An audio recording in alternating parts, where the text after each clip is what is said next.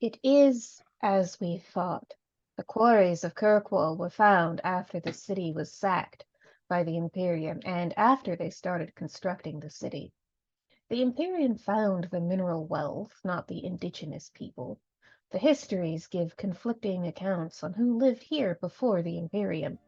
Some say the Alamari, some say the Dayfads. We do know it was a barbarian people who had little need of the metals in the hills. So, why did the Imperium come here in such force? It is hard to disprove Brother Mikhail's theory that the natural harbor would be important for their armies. But magisters ruled, not common men. What barrier would a simple sea pose to them? The wars with the Alamari wouldn't start until centuries later. Each clue we find only leads to more questions, but we will not give up. Underneath a small pile of boulders carved with curious markings and signed, the Band of Three. Hello, and welcome to the 14th century of Victory, Vigilance, and Sacrifice. This tabletop role-playing game uses the Dragon Age video game setting developed by BioWare, and the officially licensed tabletop role-playing game published by Green Ronin. Thanks also to Incompetech, aka Kevin MacLeod, for creating the wonderful music you will hear tonight. Incompetech can be found through the Roll20 app, which we will also be using. As a content note, the Dragon Age setting is not a nice place. Content warnings persist across this chronicle for war violence, sickness, undead, and terrible choices made in terrible circumstances. We employ the X card for player safety. And so, tonight, join us in telling the story of the Fourth Blight. First off, Wardens, tell us a little bit about who you are and what your Warden is all about. Hello everybody, my name is Steve, I pronounce her he, him, and tonight I am playing Jurgen, the former Circle Mage who is now Tranquil. Hello one and all, my name is Devin, you can find me online at Sword of Sullied, and tonight I am playing Garrick, the vengeful Grey Warden. Warden Commander. Oh wait, sorry, Knight Commander. Warden Commander. Okay, Warden Commander. Knight Commander's the Templars. That's right. Nobody wants to be a Templar. Hi, everybody. I'm Ben Ravensdale. You can find me through Ravensdale Publishing online on various platforms or Google.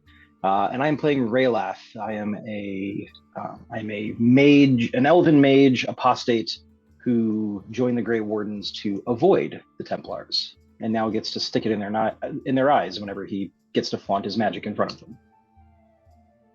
Awesome. We are down a Brody who is doing real life stuff, but hopefully he will be here soon, just a little bit late. With that in mind, it is recap time. So, Devin, would you care to read the recap, please? Certainly.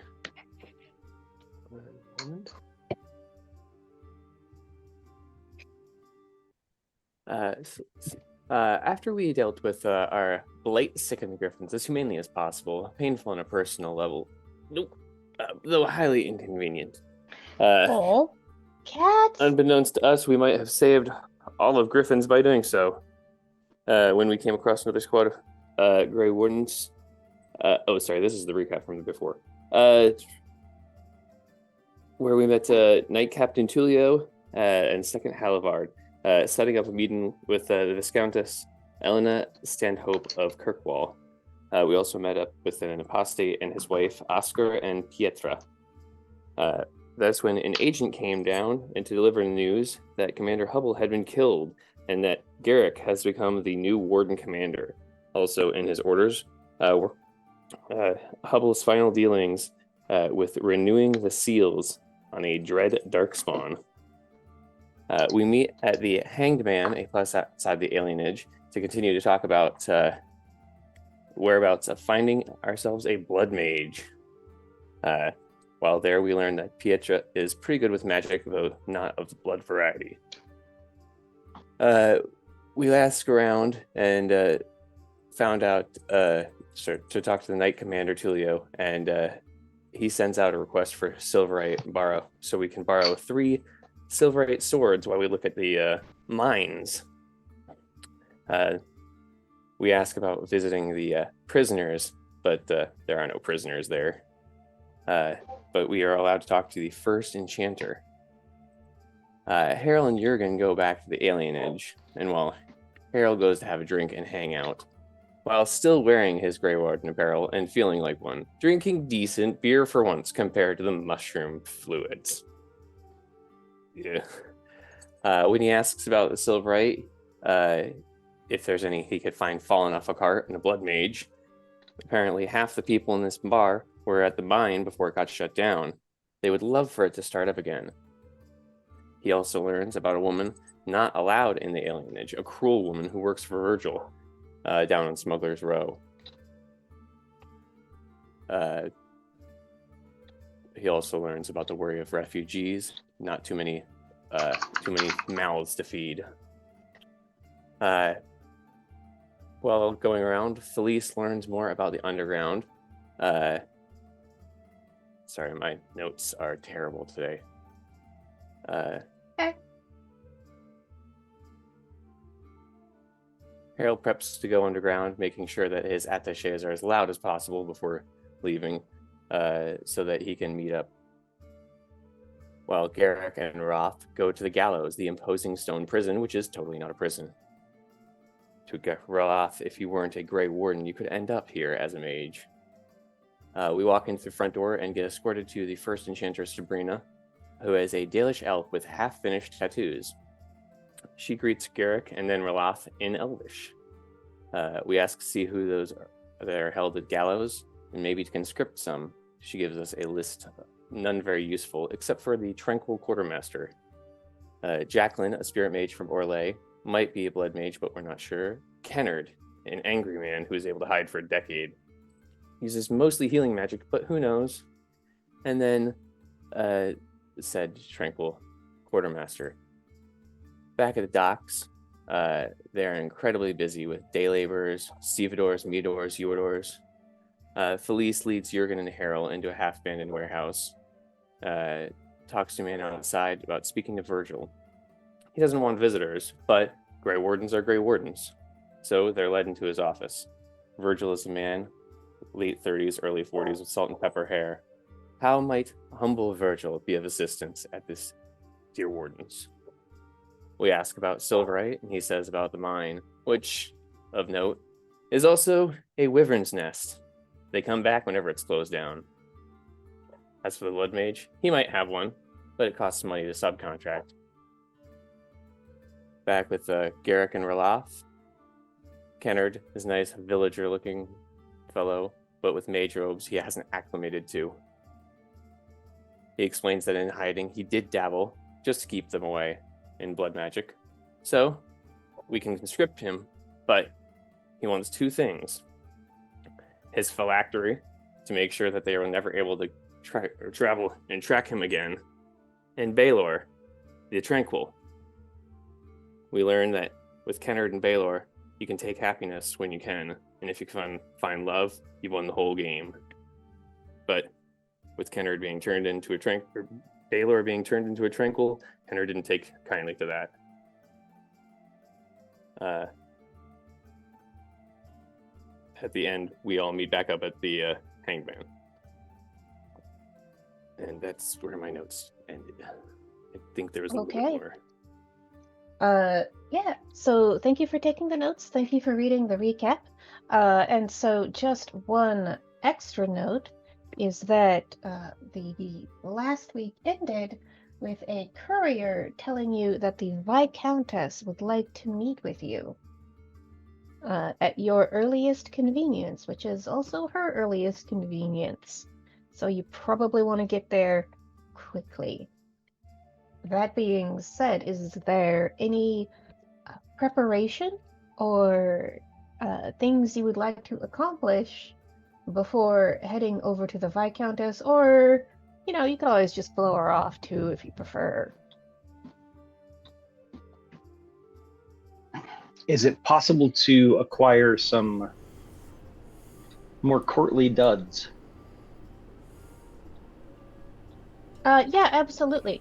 So, the choice essentially is if you want to appear as a noble, but your Grey Warden standard issue blue and silver armor would also send a separate message.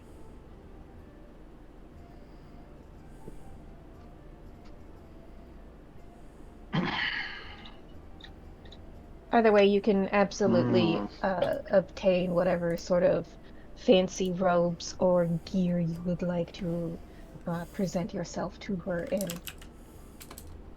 So is our armor and everything like that, is it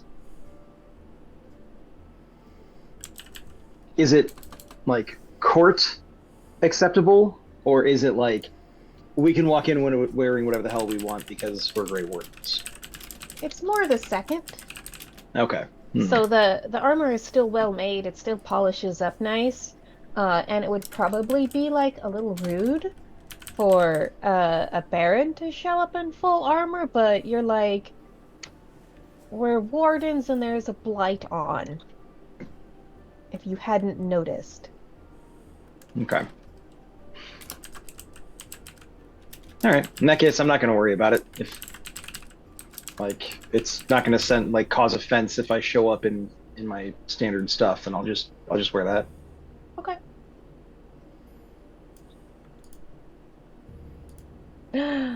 Cat face. While we while we should avoid getting involved in the local politics, it is always good to work with local politicians.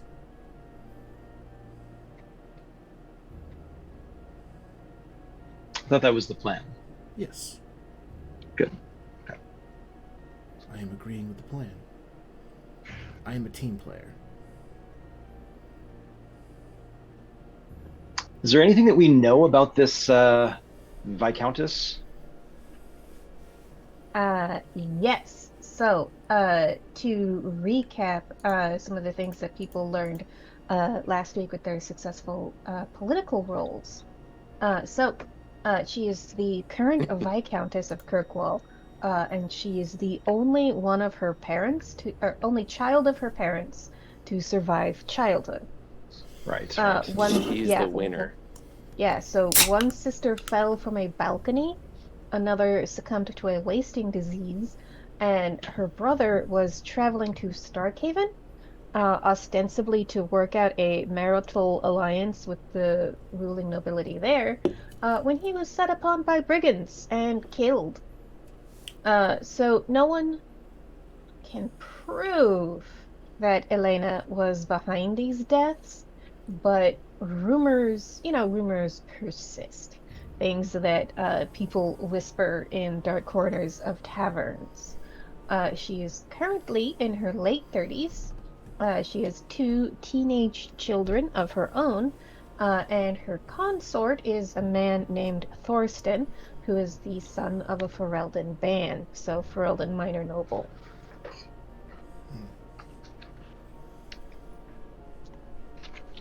So out of character, she totally pushed the one, poisoned the other, and assassinated the third, right?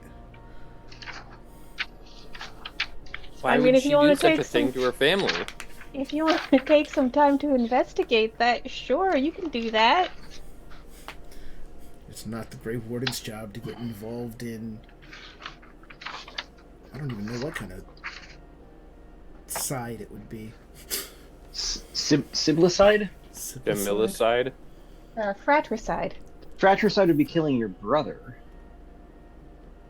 I mean, Or is it just killing your siblings I in think general? it's just killing your siblings. Okay. Yeah, because I've never heard of a specific term for like killing your sister. So No sororicide? yeah, that's what I was gonna guess. Familicide. It's the Familicide. closest you can. It's the There you closest go. you can have. It's all the family. Oh, okay. I mean, depending on her, the way she, considering the way she probably felt about her siblings, she probably considered it pesticide. Damn! Terrible joke. Sorry. So I'm not planning on doing this. I'm not saying we should do this, but if negotiations with this woman don't go well, we could always imply that we are willing to conscript one of her children. Which ones, like, does she have, are they twins or is one older than the other? There's always a favorite. Exactly. That's, Yeah, no, she has a 15-year-old daughter and a 13-year-old son. okay. Yeah. All right, that makes me feel worse. Like if they were like 17, I'd be like, okay, maybe we could use that play, but that's a bit young. No, that's So, good. That's old enough. I mean, 15 is close to 16, and 16 is the Crusader King age of adulthood. Exactly. this isn't Crusader Kings. This isn't 20th century. This is Dragon Age. You can My- pick up a sword. Might I suggest that children grow up quickly during a blight? Mm-hmm. Yeah, I'd say that knowing their ages, let's make that like Plan Double Z rather than Plan Z. If things go really badly. But do we know which one is her favorite? Out of curiosity. That would be a separate role. Which one has a golden statue out in the courtyard? No, it's really, really easy. You look her dead in the eye and you say, "Which child do you keep?" Well, I'd rather know this information before we go in there, if possible. Yeah, do you have anything on your sheet related to politics, political awareness? Or I suppose you could also make Nope. you could make a communication test. Essentially, hanging out in the Hanged Man and gathering gossip. I don't necessarily have time to do that because we're supposed to go meet with her, so it's fine. I don't want to delay things any further. I have Okay. been informed that improvisation is a very good skill to have. That is true. Oh, when you should. I hear people do it everywhere. All right, well, I don't have anything else that I think needs to be addressed before we go. Neither I. Okay, excellent. So, you wash up, pretty yourselves up a little bit. We'll narrate that Harold Wynn is around. Although, actually, no, I'm not so sure if he'd actually want to go hang out with a noble. And you might just be like, maybe sit this one out, Harold. Go do something else. We'll figure that out when Brody logs on. Anyway, so It's gonna organize a riot. probably We're gonna leave heroin alone. he's gonna go hang out with the blood mage. God. Left alone for a few hours, and all of a sudden we come back to France. Vive la révolution. Indeed. All right. So, you are brought to the palace. Palace is kind of stretching it. It is a very nice building. It is well made. It is not quite palatial, more like a really fancy villa. And it is at the top of the city, so hope you're okay climbing a fuck ton of stairs. And so the buildings are all made of this shiny white stone.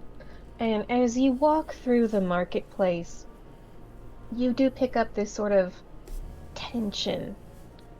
People are being very careful about what they spend their coin on, and you overhear a lot of complaints over how expensive food has gotten. Just basic wheat, flour, corn.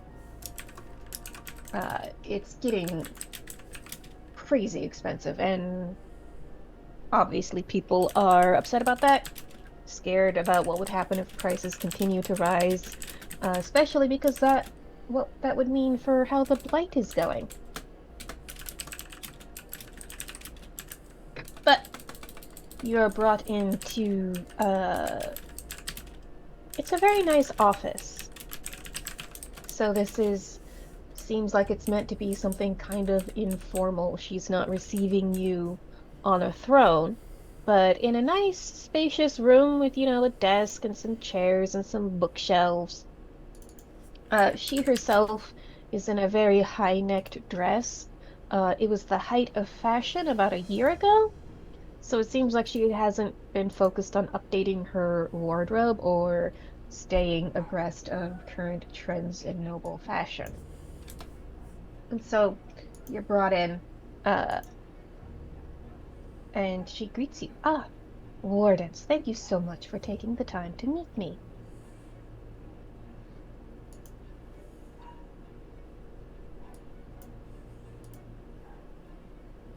You're welcome. Rayleth is just going to look at Garrick.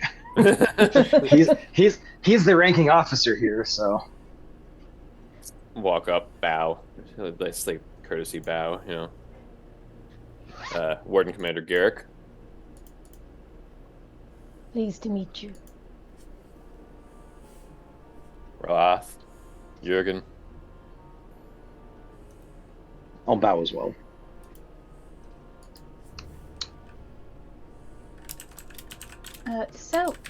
I heard that you wished to meet with me. What can I do for you?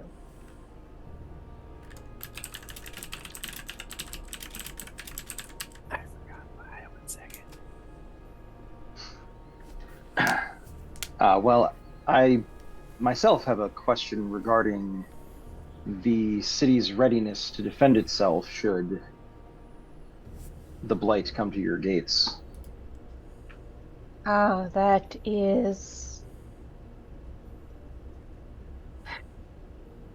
Well, here is what I understand from my captain of the guard. We would be able to withstand a siege for about 6 months. We have enough stores, enough water, that we could sustain the population for that amount of time. That is, however, presuming we were sieged by a human army. If the horde is anything like what I hear it was like in Antiva, I'm afraid I don't know. We might have a month, we might have longer.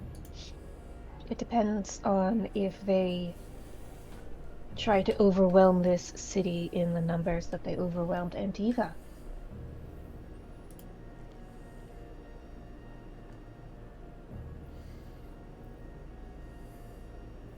Worst case scenario, what is your plan? Well, we are currently working on a plan to evacuate the civilians, although it's difficult. It's difficult to figure out where to send them. The other marcher cities are in much the same vice as Kirkwall. We can send some to Ferelden, we can send some to Orlais.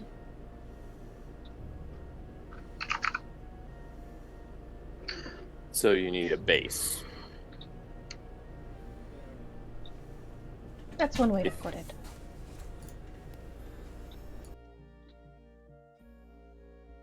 Do you have any cities that you have a particularly strong alliance with? Oh, yes. I get along quite well with Starkhaven.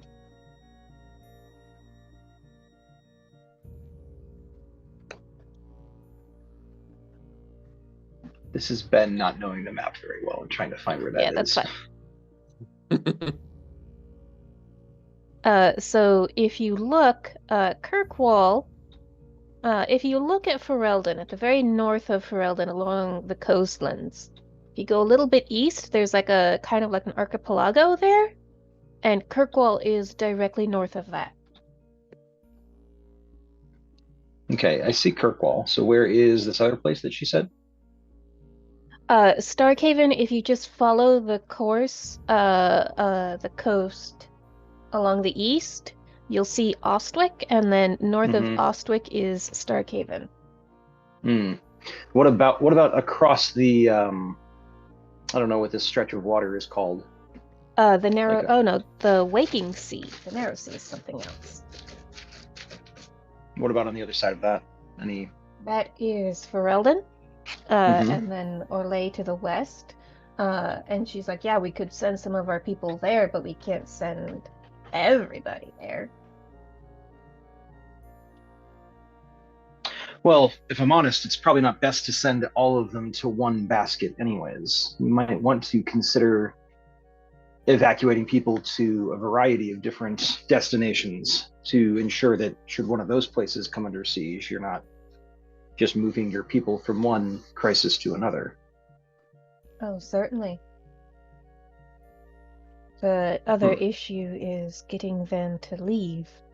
And of course, I'm sure you saw the refugees from other places that have already begun to gather outside our gates. We had, yes. I think that was something we had hoped to discuss with you as well. Um, what is your plan for them? I have no plan for them. I have to put the people of Kirkwall first.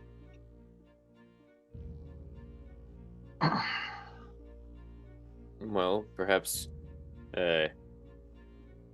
in putting them first, you can also help these refugees out. I'm sure that they might be willing to help defend the city for maybe one of theirs to go in.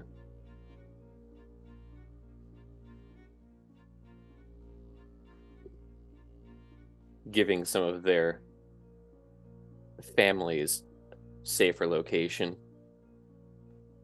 for them to defend the city.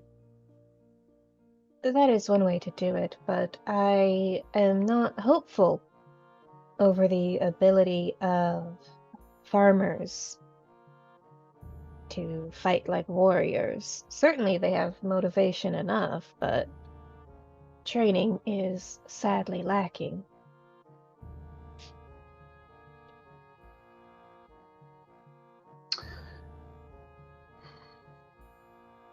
Where are most of these refugees from? I'm led to believe Antiva and Ravane. And what was your relationship with Antiva and Ravane prior to the current situation? Trading partners. They are somewhat distant. So if you look on the map again, you've got the big area called Free Marches, and then Antiva is to the north and east a little bit. And so your character would know Antiva was the first city to fall to the Blight. And this squad of Grey Wardens managed to get a lot of civilians out of the city. Where did they go? Some of them ended up here. It's quite likely that others have gone into the west, to Navarra and to Venter Imperium, where they are conceivably dealing with their own refugee crisis.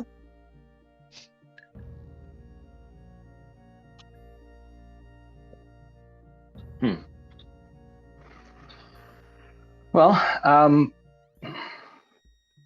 one thing I will say is you may want to consider the morale effect of leaving those people out there to potentially be overrun by the Horde.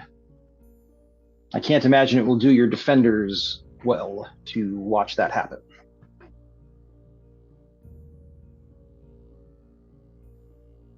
I imagine Well, many of them would probably be considering their own families meeting the same fate if they were shut out of whatever city they were sent to for safety, whatever place they sought to evacuate to. Not a pleasant thing to dream of at night while you're waiting for your enemies to pour over the walls. it's not, But let me pose a logistical question to you. Mhm. As I said before, my sergeant informs me that we have about 6 months worth of food, water, and other supplies to withstand a traditional siege. Mhm. The more refugees we allow into the city, that number drops. Of course. There's nothing saying that they And need to stay in the city, however. There are plenty of ships coming into harbor on a regular basis, are there not? I imagine this is how you plan to evacuate your own people. indeed.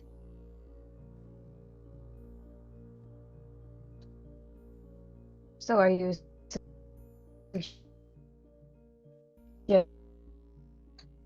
Sorry, Rachel, you went super that robotic there. I we don't know if that put was me or Okay, it these you. wasn't just me. refugees on ships and send them? Is it better now? Sorry. Oh, I'm getting Zoom notifications that my internet is unstable, so. Fingers crossed. Yeah. Is it better now? It's much better. Yes. Okay. All right. So, what she said is, so are you suggesting that I simply load up willing ships with refugees and send them to?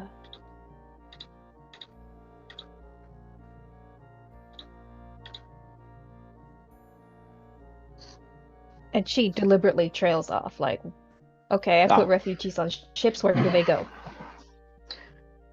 Well, you've listed a number of places that would be considered allies that I'm sure you would be sending your own people to. There are maybe, 100 or so refugees outside your gate? And more arriving every day. Well, You the longer mentioned sorry, go ahead. You mentioned the morale effect of the people of Kirkwall watching refugees be slaughtered by Darkspawn. If it gets to that point, we're already besieged. And I must ask myself, how would the people of Kirkwall react to seeing refugees take food out of their mouths?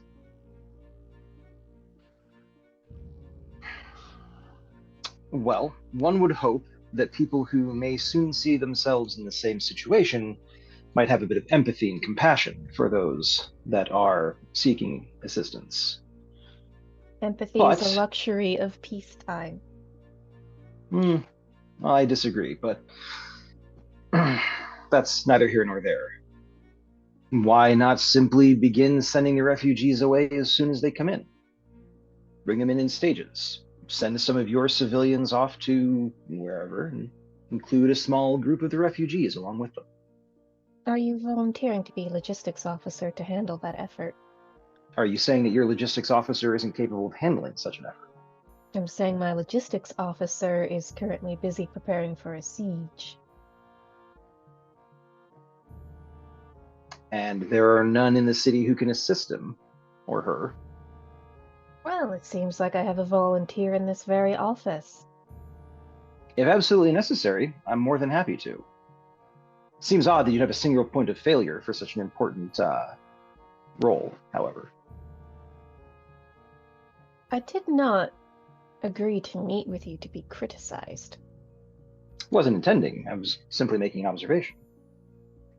We are all doing the best we can. Absolutely. And that is why I'm quite sure that you will find some way of alleviating the suffering of the people outside your walls. Because I know that you would want your people to be accommodated should they find themselves in the same situation wherever you send them.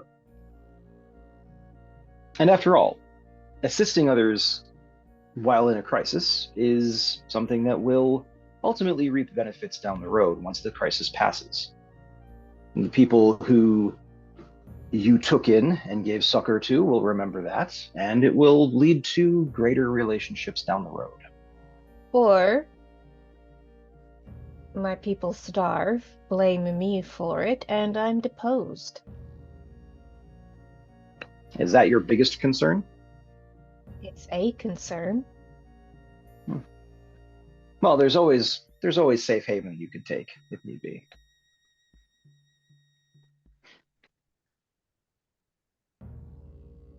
These problems don't have easy solutions, and you're talking like they They do. don't. Oh, I'm not saying this is easy at all. But there is a solution ahead of you that could alleviate the suffering of more people than the current plan. To be perfectly honest, they're not my people. They're not of Kirkwall. They're strangers. Are they darkspawn? They are not. Then they're all our people. There is Except only my one enemy in this situation, and that is the darkspawn. Very well. So I load up ships with refugees and deposit them on shores unknown and wish them the best of luck. It's better than turning them away and making them either camp outside your walls or walk back into the waiting arms of the darkspawn, wouldn't you say? What happens when the king of Ferelden sends me complaints over how many refugees I've now made his problem? Well, that's why I suggest you not send all of the refugees to one location. And in that case, you are a very influential and charming woman. I'm sure you can bandy those complaints back and forth with nary breaking a sweat. I see you're not a politician. Not at all.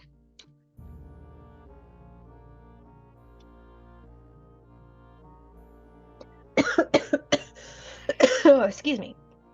And that's not to insult politicians. You fulfill a vital role in society. Is this something you're conscripting me to do?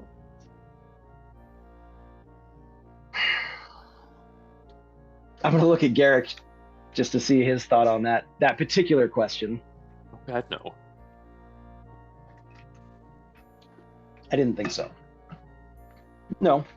No, if we were going to do anything, the question in my mind is currently, what would it take for you to have an agreement with all the other marsh or city marshes to make these areas safer for you as a whole? A standing order to help each other out in this time of blight.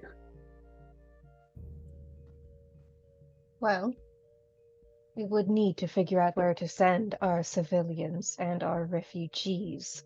That would alleviate quite a lot of the pressure on the city, would free up resources that we could then dedicate to supporting armies in the field. Which of your allies is located the furthest away from the blight at the moment? Probably Kirkwall.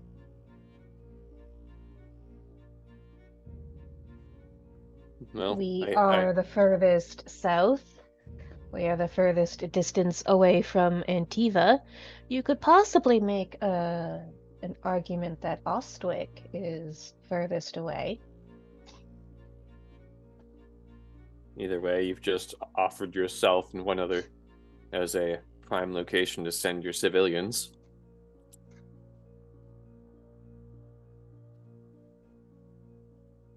Which between you two would be better to house them?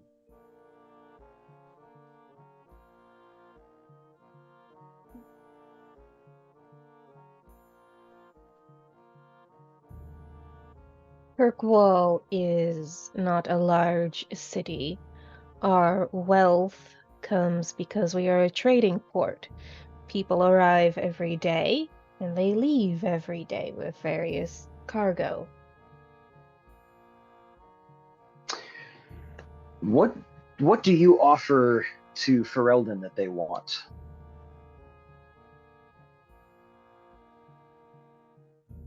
What do I offer to Ferelden that Ferelden wants? Mm-hmm. Oh, well, in previous times, we would ship quite a lot of metals to Ferelden. Our hills are quite rich with ore of all types.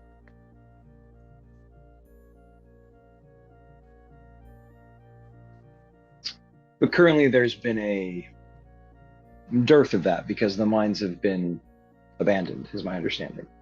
Yes.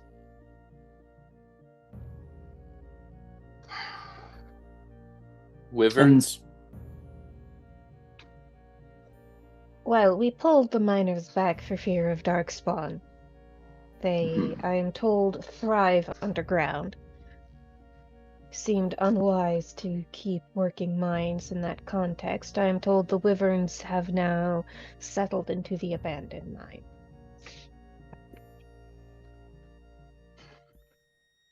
How long? I'm going to look at Garrick and say, how long do we estimate it might take for the dark spawn, the blights, to reach Kirkwall? So go ahead. Do you have military lore? Yep. Go ahead and give me that check.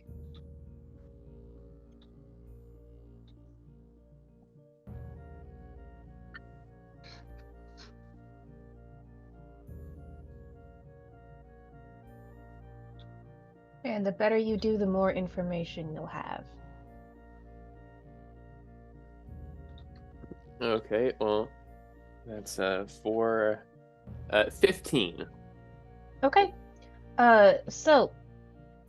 You have been fighting Darkspawn, but you haven't been fighting an overwhelming army of them. So it's entirely likely that small armies of Darkspawn would come south to Kirkwall, but to the best of your knowledge, they are headed westward. And if they go northwest, they're going to hit the Tevinter Empyrean. If they go southwest, they're going to hit Navarra. But if they do go southwest, then it's possible for Kirkwall and the marches to essentially take splash damage.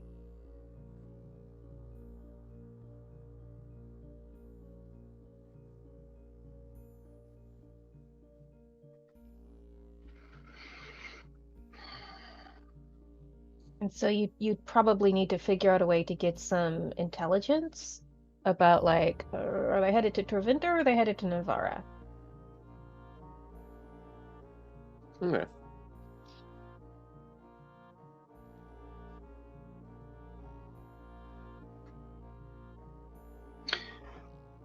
So then it seems to me like there is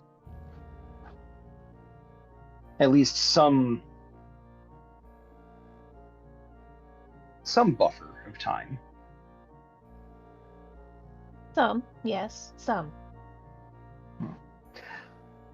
If we were able to secure the mine to ensure that it was not a danger to your miners, so that you could reopen it just in the foreseeable future to continue your metal shipments and mining operations, would it be possible to offer the King of Ferelden a shipment of that ore in return for him accepting refugees? That puts a body of water between the Darkspawn and your people, as well as the people outside your gates.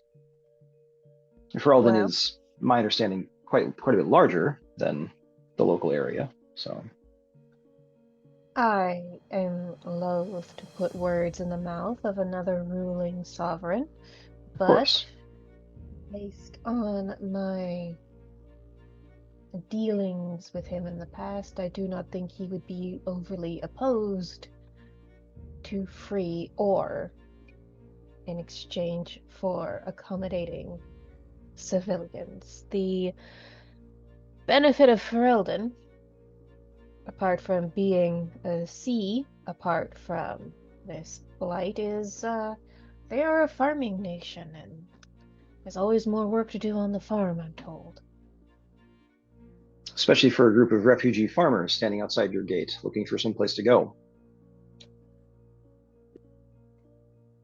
Well, are you volunteering to clean the mines? I'm going to look again at the commander because I can propose the plan, but you have to approve the plan.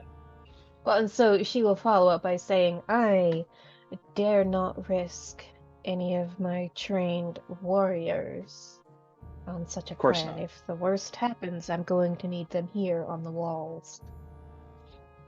Fair enough. Just a bunch of wyverns.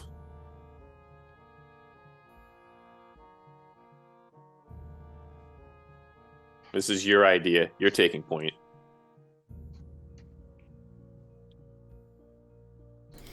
Yes, sir. In that case, we have a deal, I hope. And we'll let the others know that you would be obliging to taking the civilians off of their hands as the safe haven for the community. And just so we're clear on the terms, you would need to eradicate the wyverns currently there. You would also need to find a way to seal the mines against darkspawn, which didn't make it totally useless as a mine. That's the concern, is the darkspawn more than the wyverns. The wyverns, Of course. my men could clear out easily. The concern is I don't want darkspawn spewing into Kirkwall from the mine. All right. Does the mine let out directly into Kirkwall? No, it doesn't, but it's close enough that I worry from hordes coming from the tunnels. Of course, that would be less than ideal. So it sounds like this is a good thing for us to be doing anyways. Well, for your benefit, of course. Out of character question. Could we make like silverite bars for the areas to blockade off the darkspawn? Would that work well, or just blowing it up? Tunnels. So like logistically, silverite is more effective when applied with great force. So okay. Yeah, so it's not like the copper antibiotic rails on hospital beds. It's silver, my worst nemesis. Straight through the heart. It kills me. I mean, you might be able to figure out some sort of like silverite tipped barbed wire, but better just to work it into your weapon and go stabbies. Okay.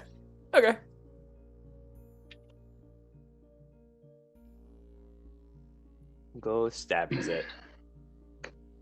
So, out of character question, how strategic, how smart are the darkspawn? Like, if we were to create like metal bars to prevent them from coming down a tunnel, would they be able to dig around it? Would they be able to, like?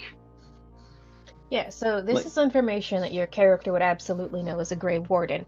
Right. In that, so the darkspawn themselves. So there's a whole bunch of them that are basically zombies. They're just mindless murder. A couple of them appear to be able to issue orders, and so, for lack of a better term, they're called the alphas. Some of them also seem capable of magic, which is kind of horrifying if you spend 5 seconds thinking about it. But so the alphas and the emissaries are fairly rare. Mostly you're fighting Romero zombies.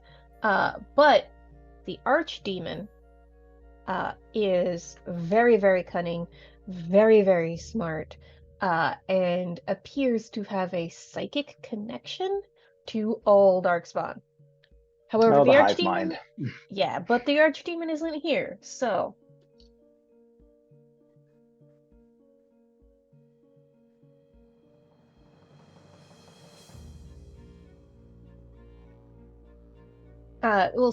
so as far as your question about breaking past seals, essentially they would have to just mob up behind them and just be such an incredible numerous force that they would overwhelm whatever seals you put in place. And that's assuming that they were determined to get on the other side. So biggest likeliest thing that would happen would be they'd like find the rock wall, scrabble, scrabble, scrabble, growl, growl, growl, let's go another way. Okay.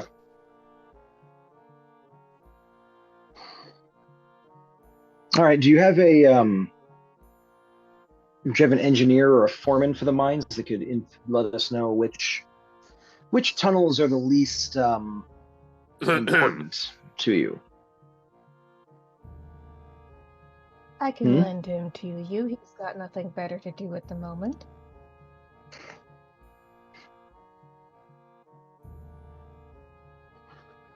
Not that collapsing any mine shafts will be our first plan, but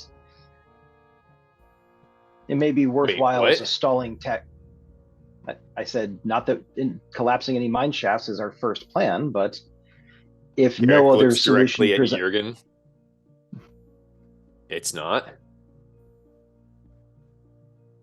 Well, she did specifically request that we not impede the productivity of the mine, so I imagine we're going to try to find some other solution first, if possible. Yeah, I'm just used to that as the gung-ho option. Ah. Well, it's best to plan for that as a possible requirement or necessity. Wouldn't be the first time. No, well, at least I know we've got experience on our side when it comes to blowing up mine shafts. That's good to know. All right. Well, yeah. All right. Well, I'll have a look at that along with that engineer. We'll see if we can figure out the best place for everything.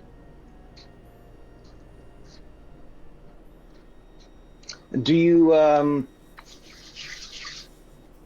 does your guard have any sapping charges on hand that we might be able to take with us in case this becomes a requirement? I can make them available. Thank you. And we are about to get a Brody. So, Woo! Brody! pardon, shenanigans.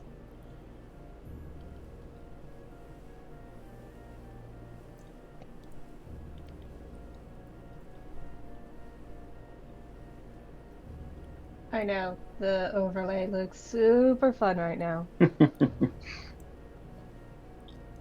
feel as if our frames of reference have shifted somewhat. I'm a little down about that. Or am I a little up about that? A little bit of both, This it is seems. joining. I'm on Zoom. Stop being weird. It's supposed to be fast Zoom. It's right there in the name.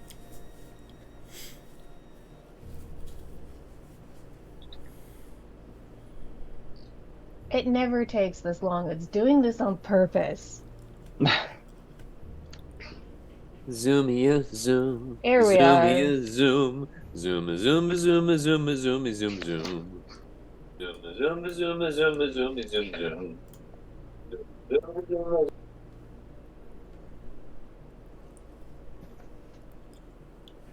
Hello.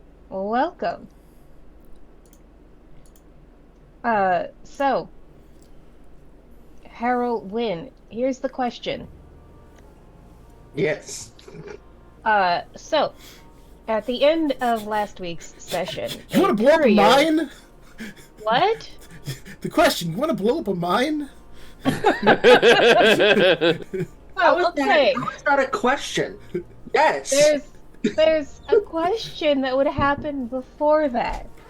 So, at the end of last session, a courier came to your squad of wardens and said, "Hey, the Viscountess is now able to meet with you. Would Harold have gone along on that or not?" So, before you answer, we have been playing that scene essentially since the beginning. Uh, so you would have missed a lot out of character. So if you would rather be like procuring blood mages or hanging out in the alienage or like that is also fine. I would be happy to do a little contact digging to see what I can't do about shaking out more blood mages. 2 is good, but 3 is better. You know, and look, at the end of the day, if all else fails, we can join them. You mean conscript? Yes. But if we say join them, it sounds so much more both Just one prick, that's all it takes. both less intimidating and also more sinister. I must ask, at some point, aren't we just getting a cabal of blood mages all together in the same room to possibly like become friends and go off and do their blood mage thing? Yeah, that's fine, because we're going to send them off to Venture to go mess with their shit. No, that's when Okay, we suddenly you're conscript sending- 5 or so blood mages. In that context, essentially you're sending amateurs to go fuck with experts. Yeah? Yeah, we don't want to do that. Yeah, you know what the problem with expert blood mages is? They think they're hot shit. Amateur blood mages are going to do some really stupid stuff, and they're going to go all in.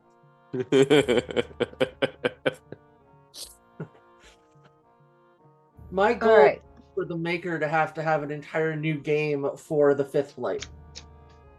The Fifth Blight is Origins. I'm aware.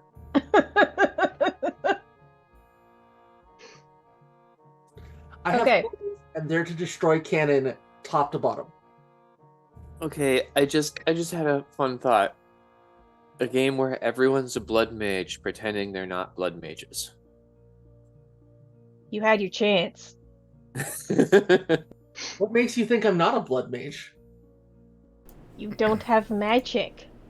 They don't I know. mean, I have blood. Isn't that magic? So we're blowing up a mine. Alright, so back to the original question. So I'm gonna go off and find a cabal of blood mages to recruit. Alright, where are you looking? Honestly, primarily the alienage and among elves, Okay. because they'll actually eventually I can send them to Deventer to fight with the rebels. Don't worry, guys. Totally not a narc. It's cool. Do you do blood magic? I am literally the anti-narc. It's fine. Alright, go ahead and give me a communication roll, please. Okay. I'm gonna just do it on the.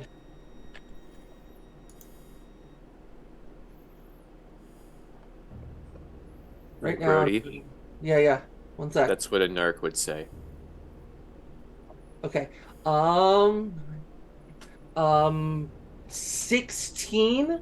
Do deception or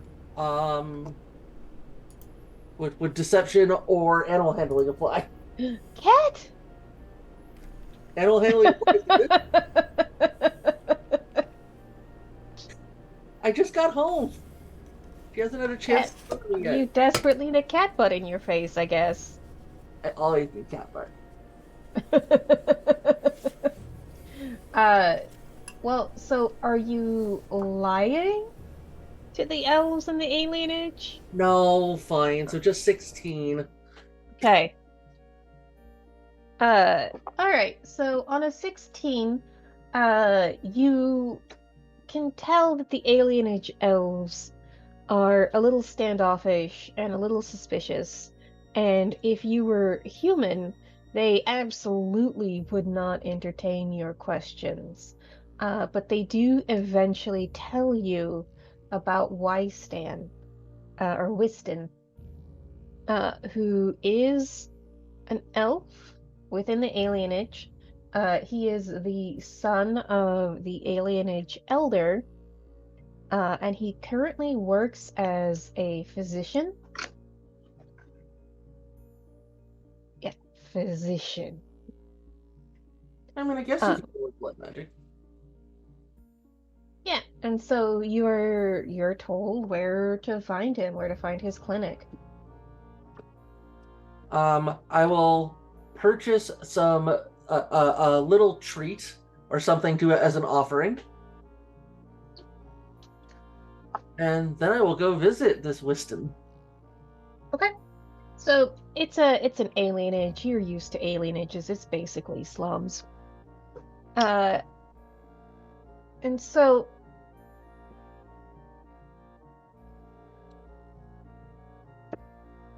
yeah, so when you find his clinic, he is currently treating uh a young adult, about 18, 19, Elvin, for some kind of fever. Seeing that it's an actual like clinic, Mhm. going to take a dagger and just kind of like stab myself a little bit, so I technically need I have a reason to be there. Okay. So you inflict a point of damage on yourself. On my thigh, because why not? Okay, so and as you look around,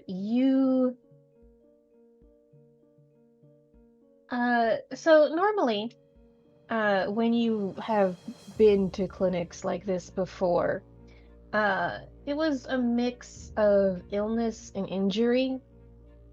So elves who got injured on the job, people who got sick. So, but looking here, the proportion of people with disease, like that they're sick with something, some kind of fever or cold or rash or other illness, um, yeah, essentially overrepresented. Just to make sure it's clear, I am not currently wearing like full armor, full Grey Warden stuff. I have gone to as simple as I can for the blending in. Okay. So are you still wearing like your warden armor or just like a tunic with the griffin on it or Nope, nothing Grey Warden at all on me at the moment, except for a token and the flask. Okay. So you wait until he's done seeing his current patient, and because you're bleeding, attention eventually turns to you. And he's like, "Oh goodness, what happened?" Look to see if anybody's listening. No. Okay.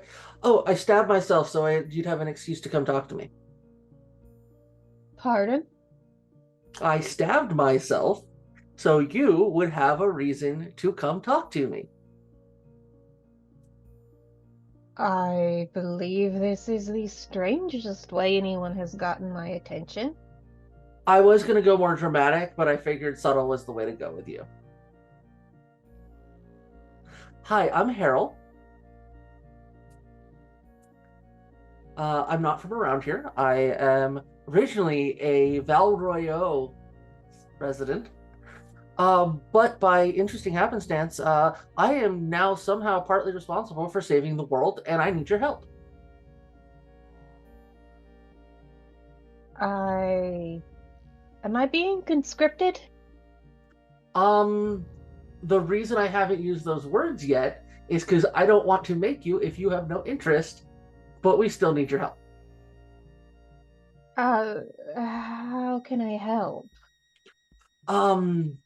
Again, double checking to make sure there's nobody in earshot. Yeah, you can like totally drag him into like a side room. Yeah. We need blood mages. What makes you think I can help? Honestly, I give him a look. These ears aren't just pointy for fun. Ah, They hear a lot. all right, well, you're not a Templar, and I'm not being conscripted. Well, I mean, I could conscript you, but I don't want to. I prefer you not conscript me either. There's a lot of sick people here who need my help. I did notice that. By any chance, are these people who have worked in or near the mine? A few of them, some of them, not all of them. Um, I think might be able to help you if you can help me. I am more than happy to put the resources of the conscriptors at your disposal as much as I can get, because the new boss is. I think if I can convince him that this is suicidal in a productive way, he might go along with it. I also don't really want to die. Oh, no, not you. Him. Look, just be straight with me. What do you need? We need blood mages. Make it remind me, there's a ritual we need to perform, correct? Yes. For I'm thinking I was not here for the recollection. 3 There silverite is. ingots, a blood mage, and a ritual to suppress a dread dark spawn. Oh, right. Oh, never mind. Oh, right. So apparently there's some darkspawn who's like extra, and they need to make sure that the thing holding him or it or her, let's not make assumptions. It's a darkspawn, so let's go with it. Yeah, apparently this is a special darkspawn, and the way you keep it from being a special darkspawn that's our problem is keeping it in a cage, which means we need some blood mages. We're kind of thinking redundancy might be good here. And what was the name of the metal? Silverite? Silverite, yes. Silverite. I can't help you with silverite. Well, that's not the hard part. That you can just buy. But do need somebody, or more than one somebody, to do the blood magic thing. Because apparently that's what it takes to keep this thing in its hole. Alright, so I show up. I do a thing for you. You don't conscript me, and you don't tell the Templars I'm here. Correct. Is there coin in this? I have a feeling we can shake loose some pay, yes. How much did we promise? I think it was 40 sovereigns was the charge for one of them, for one of the others, so you could probably command at least that. I guess I don't have a choice. You do. You absolutely do. I am not gonna make you. So if I tell you to fuck off and leave my office and never come back, you will? I will at least ask for you to fix my leg first. Look. Don't you have your own medics? Yeah, but I didn't stab myself so I could go see them. Fine. And as you do, that's when I give the more gentle sell of, look, this is big. If we don't seal this thing in, it could probably kill a lot of people. I mean, we need this guy out like we need a hole in the sky. God damn it, Brody. We don't want and you don't want people to inquire after you. We don't want an inquisition or anything. So Also, I am willing to help you with whatever the hell is causing this illness. It's blight. It's not the blight, fortunately. It's not the darkspawn taint, but it is just sickness follows darkspawn. Helping us with this will help us stop that. Fine, count me in, I guess. Okay, and we'll see about getting you those sovereigns. Yeah, and so you notice that when he treats your stab wound, he does not use any sort of magic, blood or otherwise. It's you can heal on your own, you weirdo. Stab yourself again. See what happens. No, not gonna do that. I needed to get in there. That's all. Can we stop offering sovereigns to people? It's not my money. Seriously. It's not my money. That bill's gonna come due one day. Yeah, and I don't have to pay it. I'm just looking at this like, okay, I'm going to let Brody figure out how he is affording this money. I'm not This in is charge. total- I don't control the purse strings. Technically, I don't control purse strings either, and the only purse strings you control are the ones that you have conscripted. I've already conscripted things recently. It's not my turn to conscript. Look, Jurgen, Alright. it's your turn. at the rate we're going, all of Kirkwall is going to owe us their lives. 80 sovereigns is going to be nothing. Okay. So, Jurgen. switching the camera back to the Viscountess office. So, you have made the agreement that if you fix the mine problem for her, she will give the King of Ferelden a whole bunch of ore for free. Also, please take care of these people. Okay, thanks, bye. Is that accurate? Yeah, sounds about right to me. And then the whole beginnings of the agreement for all the free marsh cities to, gather and prep for major excursion. Okay. In that case, we will fast forward a little bit. And unless there's anything that you would like to do apart or other than this, we'll say that you have met back up at the Hanged Man and can share your various deeds, adventures, and plans. Does Harold tell Garrick how much he's throwing funds around? Alright, let me see how you'll put it. Hey, boss. I found Yep, still sounds wrong. I found another blood mage. Gotta keep that quiet. And they are willing to help us for the same rates that everyone else is helping us. So they're free. Good. No. What do you mean, no? The The blood mage that I found requires no coin. and the ones I found do. We want redundancy, right?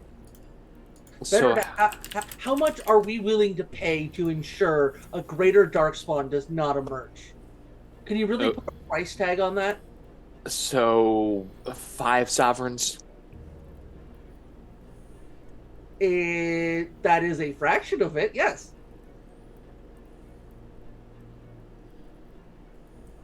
10 sovereigns. A larger fraction. 20. You are at the next highest increment of fraction, yes. Maybe you can save us some time and just tell us a number. Well, it seems the going rate for blood mages in this situation is 40 sovereigns.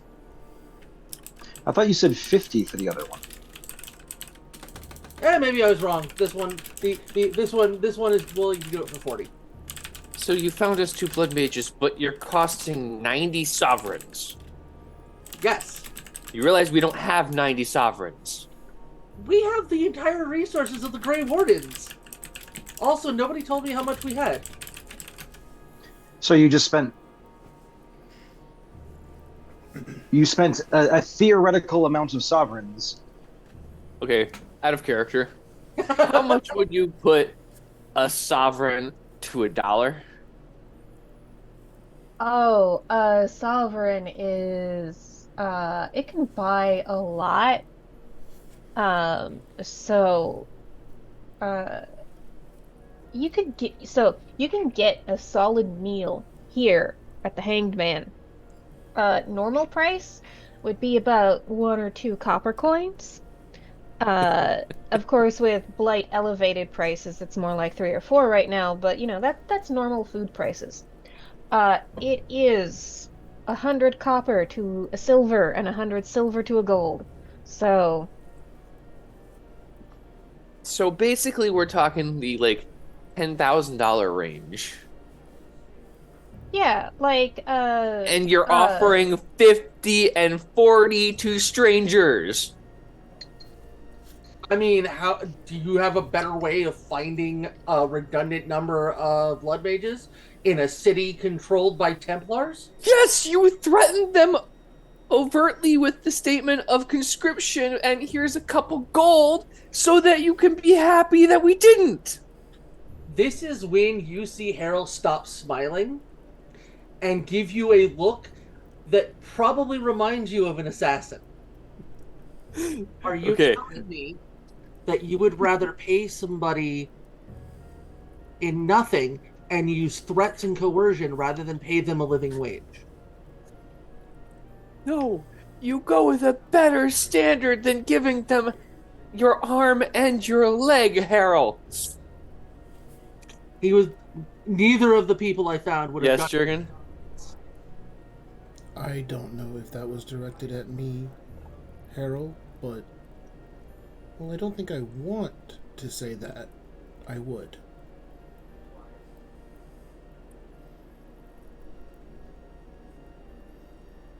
The fact of the matter is, there's a happy medium between those two extremes.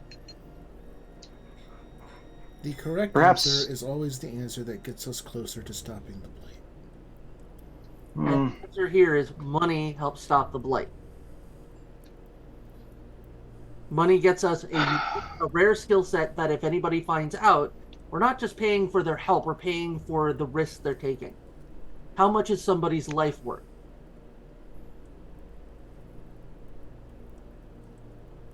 Can you... I point at the two, the Tranquil and the Mage. Either of you able to do this blood magic? it also has to be someone who has not been through the joining. So we have to outsource it. And you're welcome to try and renegotiate the price. I have a feeling one of them would be happy to trade some of the compensation for help dealing with, or for medical supplies, to treat the sickness that comes with a blight. The other one, yeah, you're not getting off without 50. This is also not the only option. Remember that as well. I think the point is, it might be good for us to coordinate our efforts in these matters in the future rather than simply making decisions for the rest of us. Unilateral decisions are my thing, Harold. Because it's my title. If it weren't, I wouldn't have anything to rebel against. Maybe rebelling when we've got a whole lot of people to save is counterproductive. I feel the urge to go to a mine shaft and stab things. Luckily, Let's go we happen to have... Let's go get Silverite and see if maybe we find something worth 90 sovereigns down there. That would be a happy coincidence. So let's keep our fingers crossed. That would be a very happy coincidence. I would keep one of the monsters down there alive and say if they don't give us the 90 sovereigns, we don't kill it. I don't mind coercing owners. I do mind coercing workers. Okay. Either way, let's go kill some wyverns. Okay, and you can always just go to the Viscountess and say we're conscripting your treasury. Gimme. Yeah, but I think that's probably. I think that would be akin to us showing up and saying, "We're conscripting you. Let's go." I think maybe if we do a good job, we could say this is what it costs to have the things we need to handle this larger problem. Yeah, I mean, and so you could definitely like invoice her and like do the polite thing of like, okay, we're not using the big C word, but could you please make a donation to the wardens so we don't have to? We're not using the C word. We're saying it's Christmas time. Yes. You All have right, a so credit balance. so I assume everyone well so who has animal handling on their sheet? I have Griffin handling, but not animal. I have animal handling. Go ahead and give me that roll, difficulty 15. Okay. I love a Herald difficulty 15 roll on something he's really, really good at. Okay, so that is. Oh no. 4, 7. I'm one short. Oh, Oh no! well, there was a benevolence. Yeah, Yeah. Chloe Serena gave a benevolence, so you could spend that right now. So, you could Yeah, spend it why right not? now and find out an important thing about wyverns. Or you could save it for when you're actually fighting them. No, let's do this now because we already know that Garrett can kill a wyvern, but there might be more than one. Am I doing that again? Okay, now we're good. Also, Okay. I have 3 stunt points. Uh, all right. Wyverns are venomous. They can spit poison. Ooh. Hey, can we conscript wyverns? No, because they I are know, I not know, smart. I know. You can, they just might not care. Yeah, their communication is -1 and their cunning is -2. I mean, these guys don't have griffins, so maybe. It is not an immediately deadly poison, but it will fuck your shit up if it can, it either will spit it at you, or in a terrible situation, it will bite down. Ooh. Let's I will. avoid that. So we might not want to get close if we can help it. So, with that information in mind, uh, what what preparations are you making to go to the mine to kill them? Is there a way to get some sort of poison defense shield, something? Hi.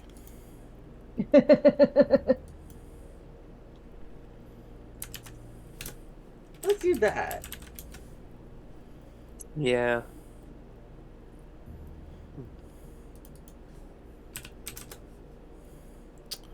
Yeah, you can definitely take a couple hours, Jurgen, to prep uh, an array of antidotes. Perfect. So let's say And you can every hour you can brew up one more antidote. So how many hours would you like to spend on this? I will look to our uh, commander. How many hours? what time of day is it right now? Mid-afternoon. So probably about let's say it's 3 o'clock. Maker, would you be all right if I took the object of your attention stunt with my 3 points? What would that give you? A +1 to further test to examine or perceive additional aspects of wyverns.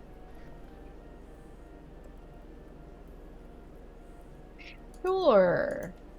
So I think that'd just be like a +1. You didn't notice them if they're hiding or see if they're behaving weird or whatever.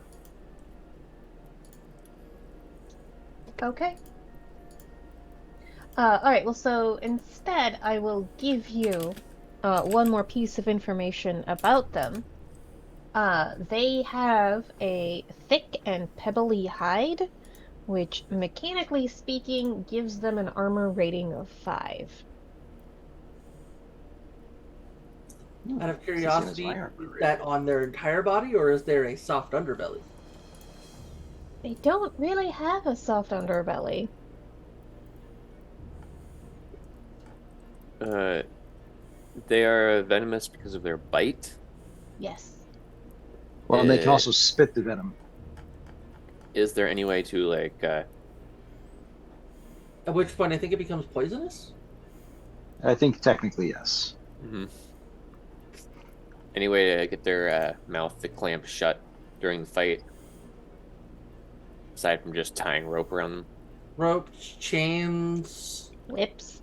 Whips, something in a book. something excite me. Let's see.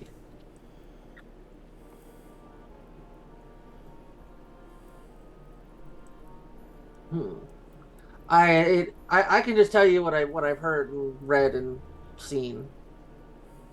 Can they be lulled to sleep? Do they have some, I don't know, a penchant for shiny objects?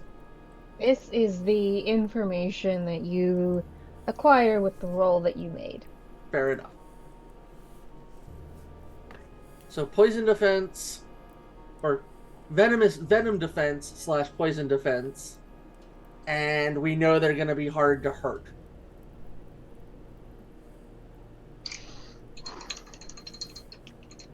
Well, I have something to help us overcome their hides. Oh, I've got a fancy spell called Telekinetic Weapons, which I can basically enchant everybody's weapons to deal extra damage equal to my magic rating, which happens to be 5. So, Glad you're on the team. nice. I also have a few vials of acid. Okay. For after we win. No, to dissolve their hide. Not your brain. Oh, okay.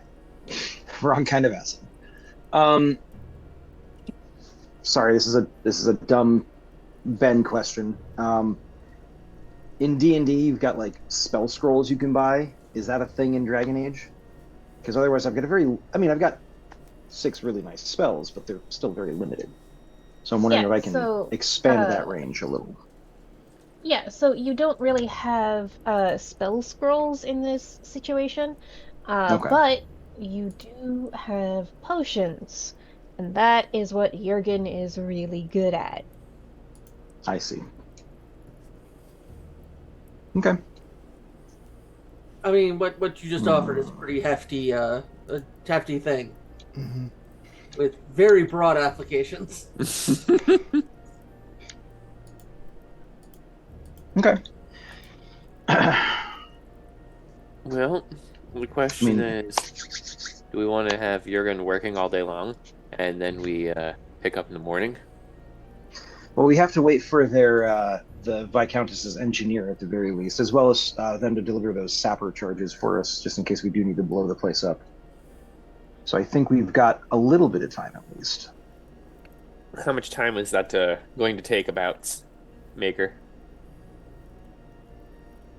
for them to deliver the charges and engineer? It'll take a couple hours. Let's say it'll take 2 hours. So, you are in the middle of dinner when the dwarf arrives.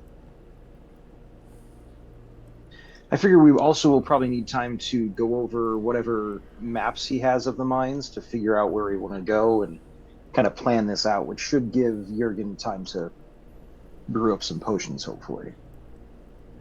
There's no reason we need to go rushing off, is what I'm saying. Okay. Mm-hmm.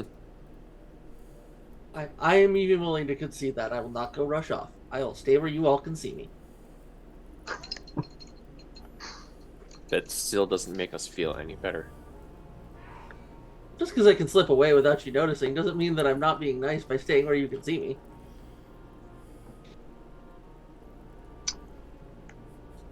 I promise not to incur any more expenses for you without your permission today. All Which right, is almost over. Or until we're done with the mine. How about that? so at dinner time is when the dwarf, Xanthippe arrives. Uh, Felice does a double take, looking at their face tattoos, which are as elaborate as Valisleen, only they are, dwarven style. And she will let you know, like, she's killed a lot of people. Mm-hmm. On purpose or on accident? I don't know, but her tattoos, she's killed a lot of people. Do you want to ask her about it? No. Can I? I was planning to, yeah. I I've killed a lot of people, Yeah, so have I. so this does not Typically, seem we commentary worthy. I think it might be that they killed a lot of people when they weren't allowed to. think it's Yeah, more that they're advertising.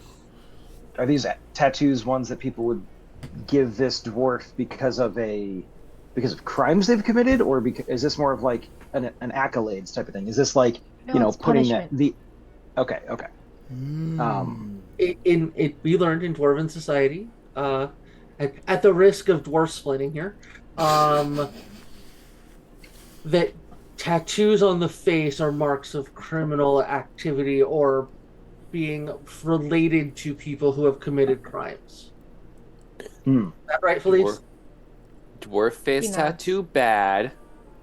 So, Elf face tattoo, good. is it possible that they have a different practice because they are surface dwarfs?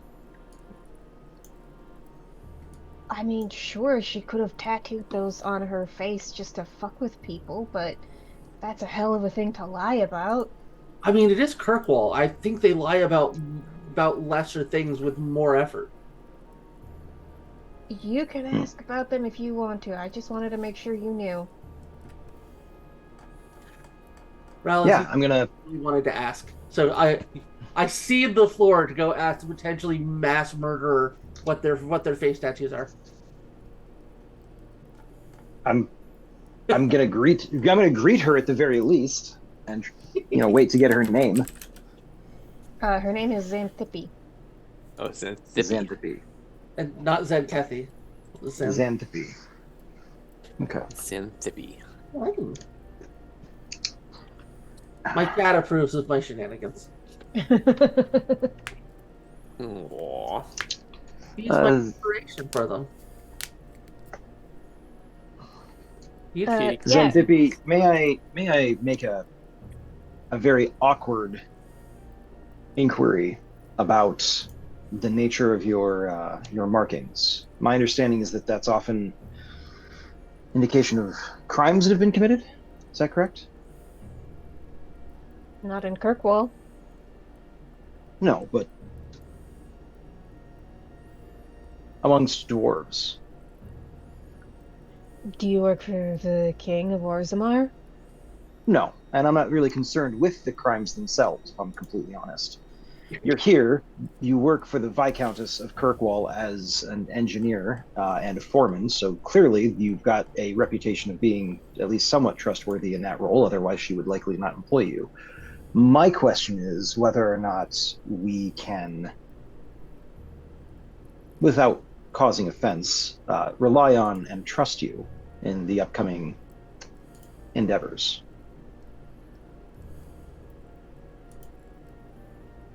Whether I'm untrustworthy or trustworthy, the answer is going to be the same.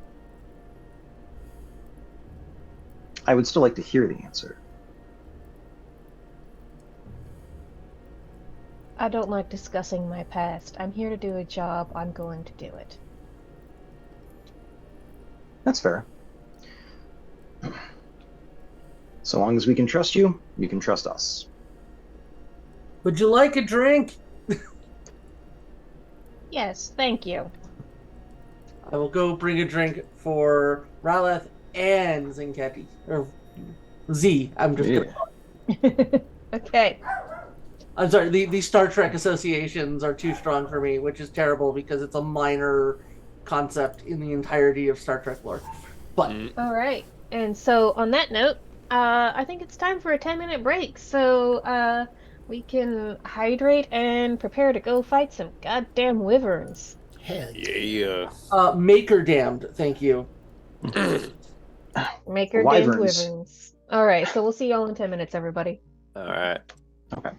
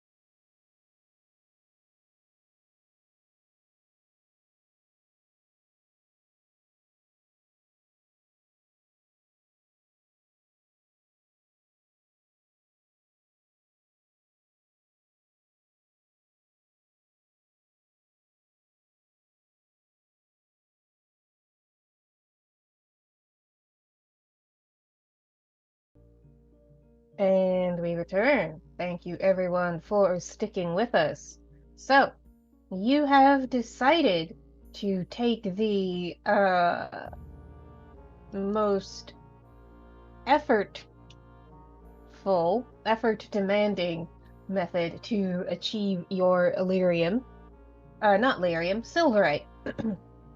And so you have gone to the bone pit. You have brought with you the dwarven engineer Xanthippe, who is, according to Felice, killed a lot of people. But she's not talking about that. She is also refusing to fight any wyverns. That's your job. She's just there to point out weak spots in the mines. Fair. All right. So, you walk for a ways along the coastline, and it is a surprisingly sunny day. There's a nice breeze coming off from the ocean. You can hear the distant call of seagulls. And it's just such a sharp juxtaposition between this nice, calm day and the blight raging all around. However, as you ascend into the hills, things get a little more messy. So the beach scrub brush starts disappearing, and Xanthippe knows exactly where she's going, and so she leads you directly to this mine. And what you see is there's a couple openings to mine shafts that have been sealed up with looks like a kind of a hasty job of basically nailing rough-hewn planks over the doors. Xanthippe says that she can take care of that, of opening the shafts, as long as you take care of the wyverns. And so leading down, there's this big, shallow, almost a depression in the landscape. And you see two big wyverns. If you look at the Roll20, I don't have the map, but I've got the 2 tokens. They are on kind of like outcropping ledges, maybe about 6 feet high, just sunning themselves. And you see smaller wyverns, but they're almost just like lizards at this point. They currently have not noticed your approach, so what you do next is up to you. Do we feel like these are the only two, like, big ones in the area? I don't know. The alphas. Yeah, like, do they congregate in greater numbers than this, or is this kind of like the average? Looking to our animal handler. Mm-hmm. Give me that roll, please.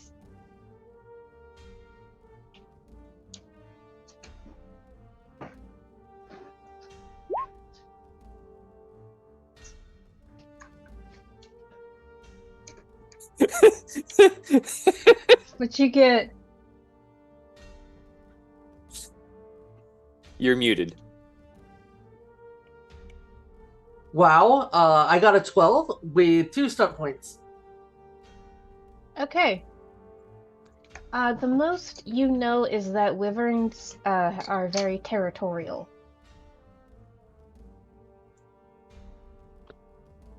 So they'll probably leave us alone if we don't cross into their territory. Good thing we're not planning on doing that. It might mean that we can get them to jump on one person if we have a choice of who we want them to attack. Garrick. Garrick is readying his spear-throwing arm. You see him looking like he's going. Absolutely no reason whatsoever. I am curious. Who is second in command in case Garrick is incapacitated? I don't know, Garrick. Who is your second in command? I'm asking that in character. Hey, Garrett, who's your second in command if for some reason you're incapacitated and we need another leader?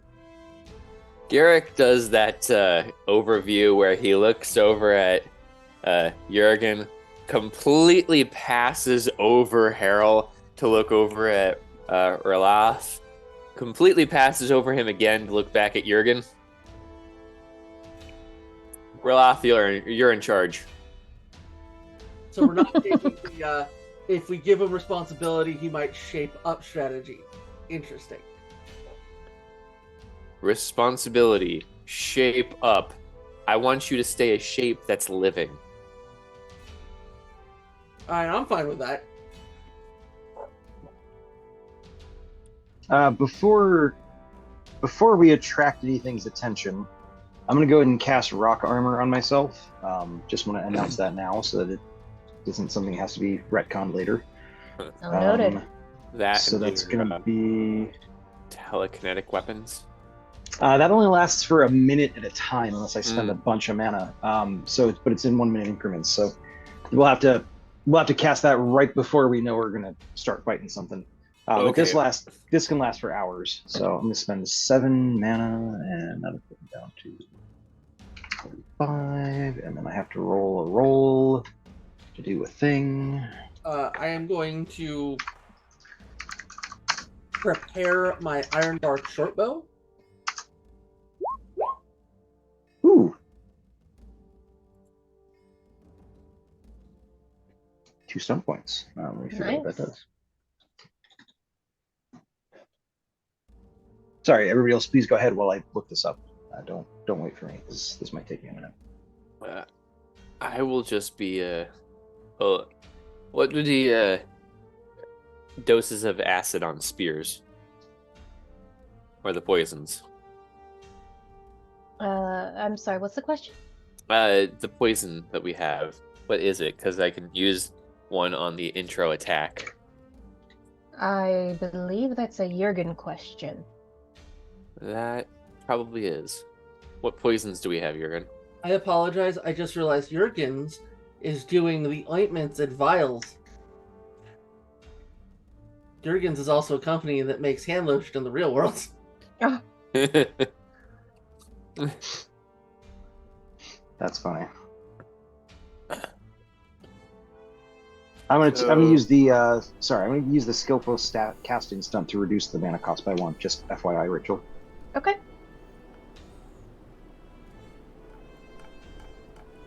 Sorry.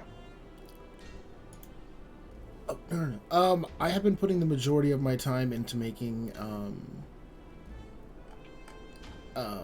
grenades, specifically the explosives and acid grenades.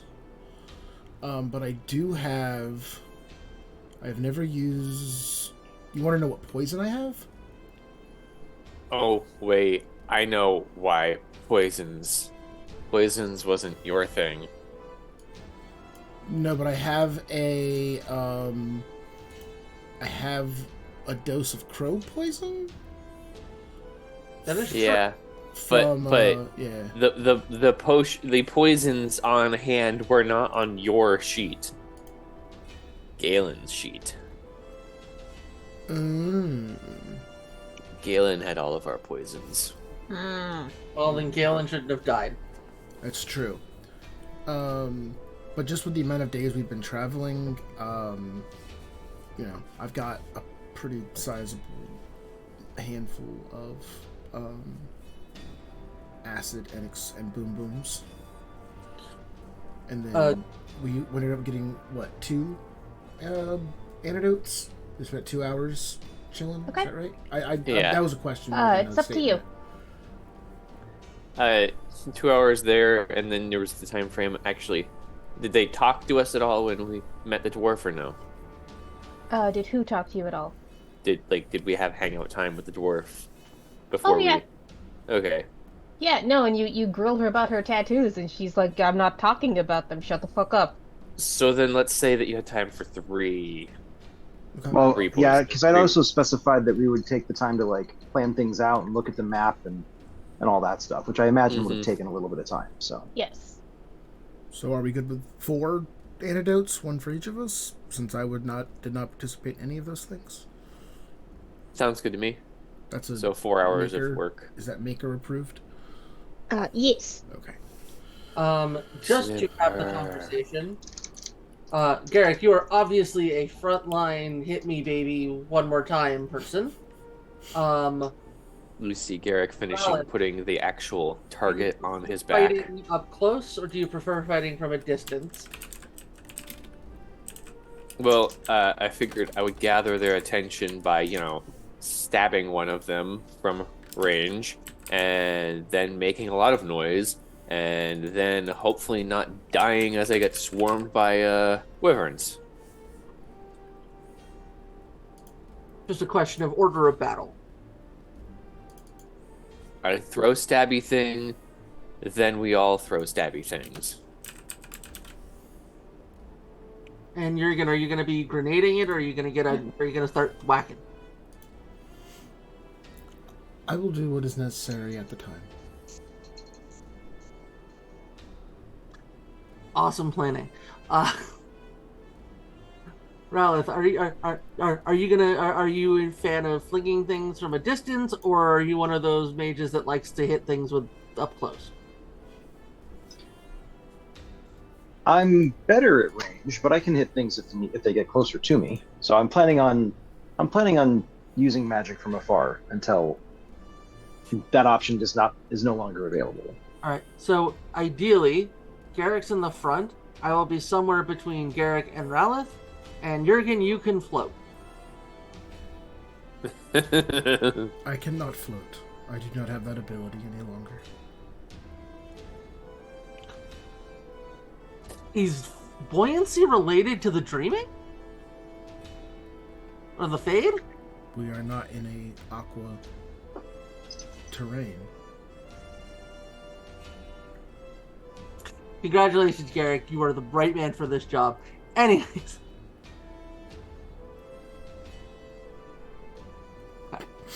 I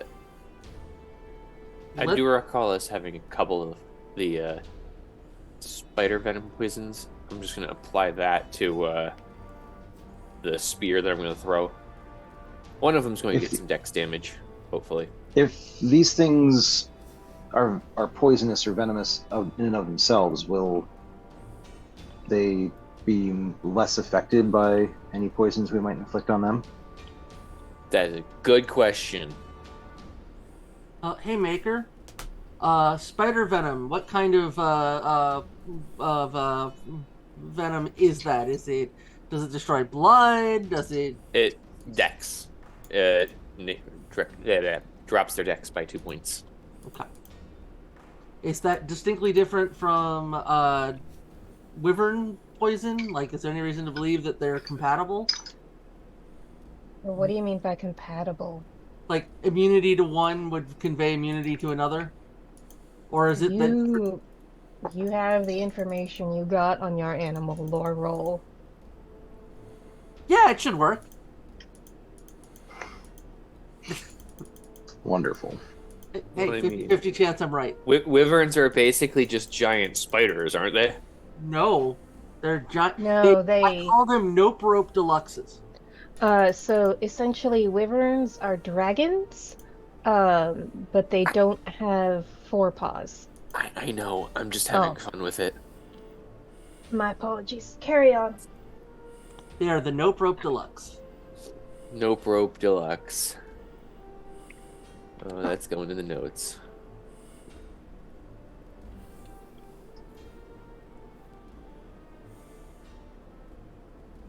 And unless we've got some clever strategies, I think it might be time to just be bitten.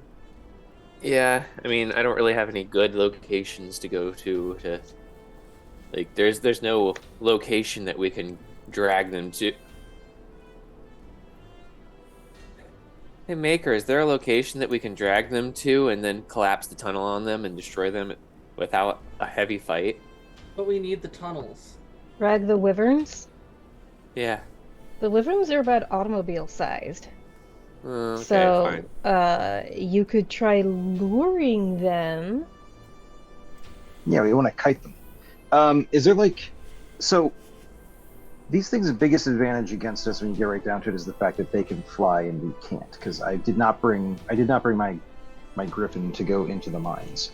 So if we've got like an overhang or something like that where we can force them to come at us by like rather than coming down at us from above, they have to come into like the overhang or underneath the overhang or like into the cave or whatever. That might be ideal. So there's no real overhang, but if you want, like, the only place that would accomplish what you would want are the mine shafts themselves. Wait a second. This dwarven engineer lady, she works the mines, right? Like she's one of the Yes. main people in charge of the mines. She must have dealt with these wyverns before in some capacity. So I'm going to look at her real quick and see if she has any advice. All right, so she is currently, you know how you use the claw end of the claw hammer to pull the nails out? Mm-hmm. That's currently what she's doing to the rough-hewn logs that were nailed very quickly to the mine shaft openings. Um, and she will tell you that, normally the wyverns just stay away when the mine's in use. So she doesn't know anything about their tendencies, their preferences, other than they just don't come around when the mine is in use. Yeah. Okay. Well, do we want to open this mine shaft before we piss off the wyverns? Just out of curiosity. I think that's a That good way- plan. That way we've got some place to go in case it goes badly. What? When would things ever go badly for us? I mean, you can take one of those all on your own, and it's only a question if the rest of us could take the other one.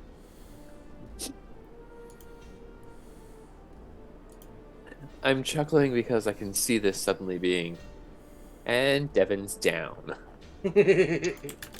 I honestly, I'm just gonna. We're working on making you the your new name being Wyvern's Bane.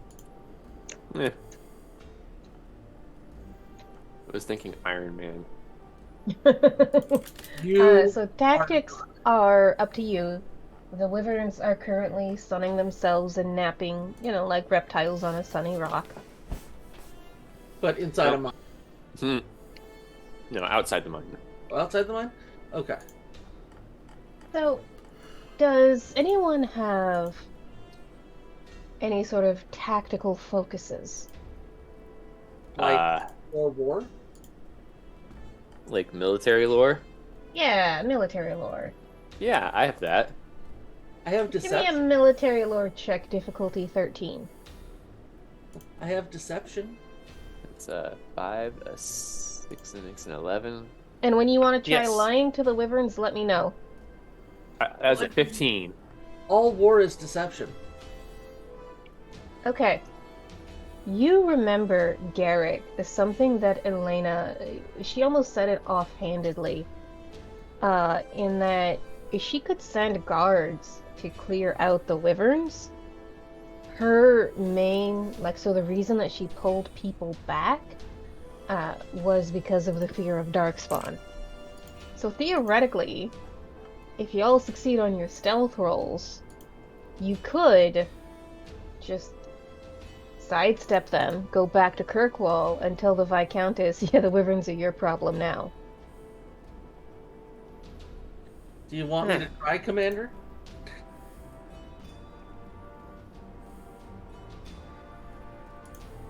I This mean, is one of way it those would solve your just- problem. You're going to solve a problem either way. Yeah, but I really did want to kill the wyverns. Anybody else just really want to You kill the can wyverns? absolutely do that. So the other thing is you want to charge her 90 sovereigns. It'd be a lot easier to be like, here's 2 dead wyverns, now please give us our gold. Yeah, it's true. Hey, guess what though, buddy? You just requisitioned yourself a new place during this fight. Oh? Yes. So first, you stab really quiet, and then I stab really loud. And Oh. then you disappear. So you want me to... So Boss, it's not magic. I don't literally disappear. I just am good at not being seen. But if you want me to open this by stabbing one of them unsuspecting, I'm willing to give it a go. Yes. You stab it the moment I let the spear go. So you're gonna hit it from the front, and then I stab it in the back. As I throw the spear, you stab it in the back. It gets stabbed by you, it gets stabbed by me, and I'm the one it goes after. How far away are these things? You are muted. Yep, sorry. My cat was being weird, and he's still being weird. Cat, what are you doing? So your cat is being a cat. Yeah, I know. What is your cat doing? Whatever he wants. Yeah, right now he's playing with a D10. What did he roll? Gamer I don't cat. know, it's too far away. So I think it sounds like now the order of battle is I'm going to attempt to sneak up on one of them. Uh-huh. And then when Garrick is ready to attack, we will time it so we hit it at the same time. And then I'm Okay. running like hell. That will require a let me see, what are their stats? You want to give me some spider poison too? Yeah, sure. Okay. So how far away are these things exactly? Because I've got, I can basically plan to hit it with an arcane lance at the same time. All this is Right. going down. Also, do we want to... when I start heading over might be the time to get these weapons charged? Hmm. Because I don't think you're going to be able to get to cover me if I'm already there. Well, hold on. Let me see the exact description of the So- spell. We'll say that right now you are at the entrance to the mine shaft, next to where Xanthippe is doing her thing, which is about 50 yards away and out of the Wyvern's eye line. You can get about 30 yards in range without provoking a stealth check. So my telekinetic weapons is all allies within 10 yards of me. So, yeah, I wouldn't be able to get you in that, Harrell. So, I mean, 30 yards I can cover pretty fast. Okay. So Yeah. then, if you want to basically get to the edge of that radius. So basically, we go 30 yards away from them. You go 10 yards closer. I can cast the spell. You only have 20 yards left to go, and then telekinetic But you weapons I still can get leave the- up yeah. a little bit longer. Yeah. So, by that math, it will take me 2 rounds to cover the distance, assuming I don't fuck up my stealth. How many rounds is a minute in this game? About 6 rounds a minute. No, 10 rounds a Okay. minute. Okay. So then I can, if I cast it just as base, it's 1 minute, and then for each additional 6 MP, it's an extra minute. Okay. But then again, I also have to roll for it, so that's kind of an important detail. So I think it sounds like the first thing is for me to be able to sneak up to about 20 yards closer to 20 yards from them. Correct. Okay. So let's see how that goes before we worry about this. You might just need to cast it and go. True. That's a good point. Uh-huh. Yeah, let's not Overestimate your abilities. uh-huh. Thankfully, this is another one of the good ones, but we'll see how that works. Yeah, your good ones have been Okay, 15 on the stealth roll. I crossed that as I crossed that threshold. Alright, so let's see how you roll versus its perception. Is it its perception? Oh, okay.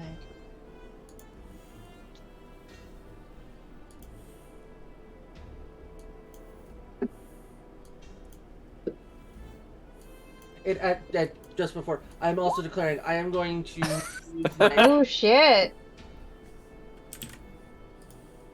What are you declaring? 2-weapon fighting. I will go +1 to hit. Anybody want to buy a Brody Benevolence so that he has the one he needs to win? An interesting question here, Rachel. Mm-hmm. Who's the defender? You are attacking this wyvern that is just trying to enjoy its day. The wyvern is the defender on this one. I'm not attacking, I'm just getting closer to attack. No. 15 to 15, everybody. Another possibility, and I admit this means I win. The stunt die could be the determiner. The stunt die is what told you about its tough hide, so that you could prepare for that. No, I mean the stunt die. No, I mean it's comparing our stunt dice is a way of deciding when we have the same number. Oh, that is correct. In which case, it helps. Yes, I believe you are correct that we compare stunt dice and your stunt die is higher. I'm really glad I remembered that rule. Good starting! Nerd for victory! Alright, so apparently I managed to avoid just barely. I see it doing that thing where it opens its eye and it's got that glob of something sitting there and it licks its eyeball as you just brush out its way. So, because its focus is in smelling, like what probably happens is that it snorts and sniffs and then goes back to napping. As it starts to sniff, I'm like, I'm trying to get consent to not me going forward. So, you will all get one attack this round as a surprise. Because it is a surprise and because the defender is unaware of the attack, you all get a +3 bonus to your attack rolls. And what did the kinetic weapon do? Well, I have to roll that first, so fingers crossed, everybody. Because I think the plan was I went 10 yards forward, you cast it, and then... Wow. Oh, shit. For those watching at home, Ben rolled 3 1s. It looks so nice when you just read the 10. But hey, that's doubles. What did you need? What do you need? You can use a stunt point if it works. What do you need for the cast? 17. Oh. Damn. Anybody feeling benevolent? Not that benevolent. You would need at least 2 benevolence. I need 2 benevolence. And, I've got so many Betty, channel points and I can't use them. I know. Yeah, Betty's fighting the urge to be mean.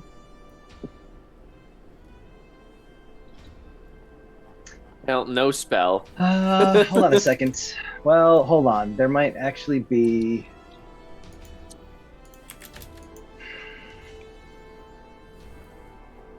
Oh, Mal Adams has bestowed 2 benevolences upon you. Oh. Ooh, Mel, you are awesome. Alright, now you need to get an average of 7 between them. So a 3 and a 4. Can do it. Yeah, so if this does not succeed, then a magical mishap does occur because there's a 1 on the dragon die. Woo! Okay, this is great. I like this. I like how we're fucked. No way! So Ben just rolled a 2 and a 1 for a total of 3, so total No! of 13. No! Are you Not sure? even Are you halfway sure I there. can't? Are you sure I can't redeem some of my my many channel points? Nope. We're not Dice allowed to do it, are we? for 6. Hey, Ben, bright side. You're burning all that bad luck right now. I mean, technically, if you That's got not how that another- works. Look, if you got another 2, you'd still have a pretty good chance of just not getting 4. Based on how we've been rolling. I mean, unless Roll20 just decides that they I'm just hate saying, you. right? I'm looking at the list of rolls so far tonight. Only one of them did not have at least have a 1, and that one was just I rolled all 4s. Yeah. Aside from Steve, this has been beautiful. You know why? Because I'm not handling a griffin. All right, so what happens? Unless someone is going to save me here. We've been I think that's where we are. It's because I killed the griffins. It's because I killed griffins. That's why. Yeah, it's all your fault. I feel like at this point the audience is simply enjoying watching your suffering. Yeah. So, here's Well, what actually, happens. sorry, real quick. Before that, I've got to make a willpower test against Okay. the 17. Otherwise, a magical mishap actually legit occurs. So, Oh, Betty gave you self-discipline. benevolence. Betty, you're the best. Thank you. Now you just have to roll a 4. Oh my god! Are you fucking kidding me? That's another 1 for everybody playing at home. 6 The dice. Story. 5 1s and a 2. Story is we don't want a 5th blight. We don't want a 5th blight. We want it to end Alright. now. I'm gonna have to take a screen cap of this and post it to the box. See? Please Since I logged do. in there are 1, 2, 3, 4, 5, 6, 7, 8 of the dice that have been rolled since I came on have been 1s. 8 of them. That's so good. Thank you, Betty. I do Alright. appreciate the benevolence. I'm sorry that it went to waste. Oh, also, the 6 rolled was the makers to try and stop us. So I'm gonna roll the self-discipline. Mhm. Oh. I'm 1 shy. Hey guys, you can't lose this time. If you're helpful, you're actually helpful. That'll be 9 ones in 1, 2, 3, 4, 5, 6. Yeah, and 6 of them are mine. Yeah. Within 3 rolls. So. Like that, it was brilliant. Yeah. 2 of them are mine. Let's see. So a 5. What happens? So a 5 on the magical mishap list is lost in the fade. Mage falls into a trance, their spirit lost in the depths of the fade for 2d6 minutes. They're helpless during this time and vulnerable to a coup de grace. Whoops. So, hey Maker, what do I see? All right. So, yes, no. Yes, here's what we... All right. So, what happens is Rayla tries to fire from his staff a spell that he's done many, many times before. But for some reason, possibly the presence of just silver right here, maybe other substances, who knows? There's, maybe it's just that the fade, the veil between worlds is thin here. That happens a lot when people die in big numbers in a particular location. You would assume this would be true of a place called the Bone Pit. Either way, what happens next is the spell misfires. And it misfires in such a way that it wakes up the 2 wyverns. So you do not get your surprise bonus anymore. And what happens next is Raylith just zones out. And so you sort of see him get unfocused, dilated pupils.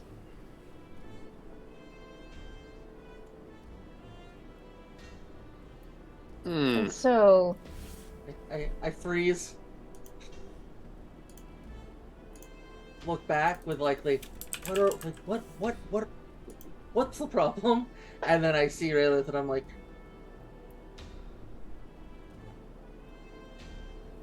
oh, how does Christum react? That's a thank you, Mel. the bird fucks off out of here. Actually, no, you know what? The bird settles on Rayla's shoulder.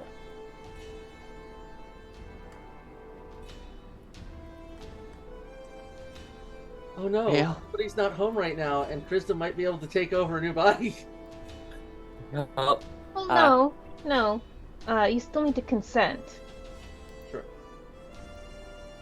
I just know one thing. Woo! Spear go bye-bye. Okay. Well, I need to run left. Alright. So, I will still let you act in the order that you wanted to act, and then we will call for initiative. So, Okay, so I think I was supposed to go first. yes. Mm-hmm. Now, all right. So in this case, I think because they're aware, we need to make an opposed roll. My deception, communication, deception versus their willpower, self-discipline. Okay.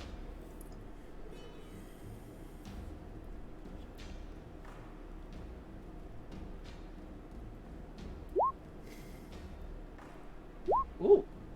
Okay, so that succeeds. I don't know. I don't think I get. Do I get stun points for the deception for the backstab? If there's something you want to spend a single stun point on.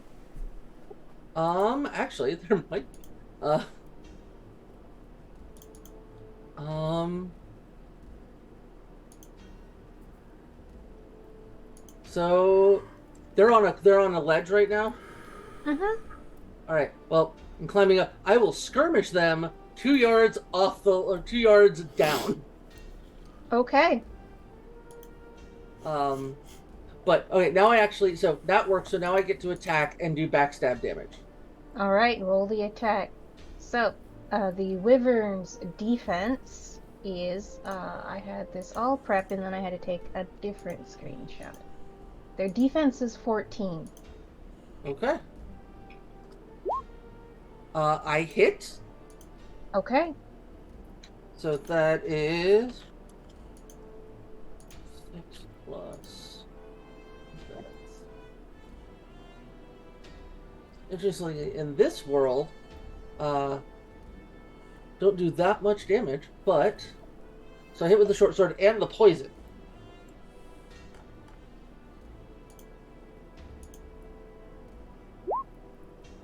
So 12 damage. And what is Okay. how does the poison work? Which poison are you using? The spider poison. Devin, you had that figured out. Oh, I don't remember the spider poisons. Hold on one second.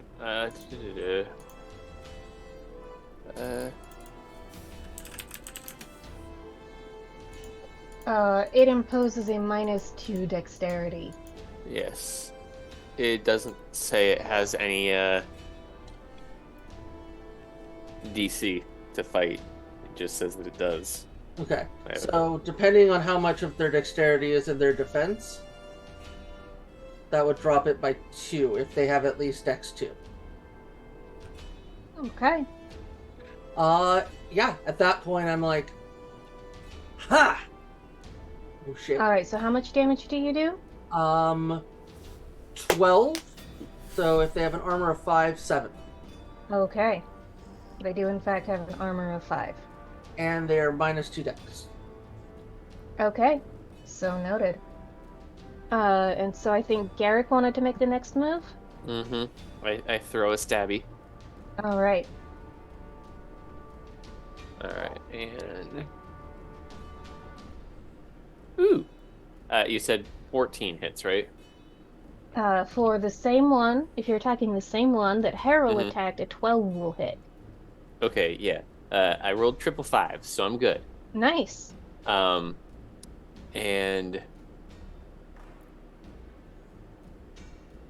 Their armor's 5, you said, right? Mm-hmm. Okay, then I will do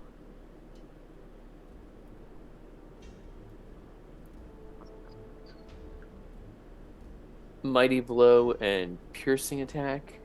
Okay. That way I can do some extra damage.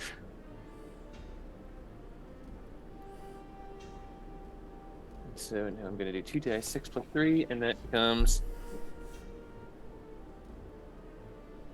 7. 7, you rolled 7? 7, I rolled 7. 2d6 plus 3, and I rolled 7. All right. So he takes 2 damage. It takes 2 damage.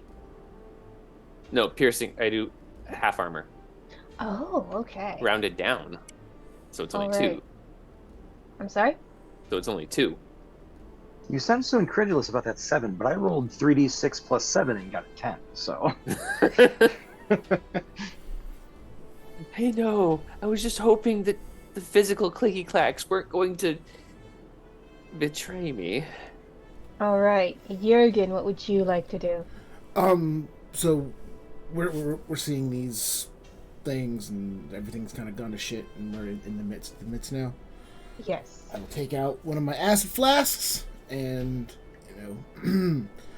incoming.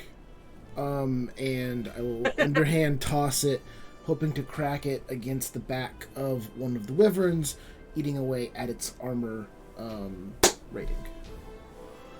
All right. So in order to do that, I got to roll an attack for a grenade, which I have a specialization in, which means I am rolling +7. So /R 3d6 plus 7. 22 total. Oh, that's where all the dice went.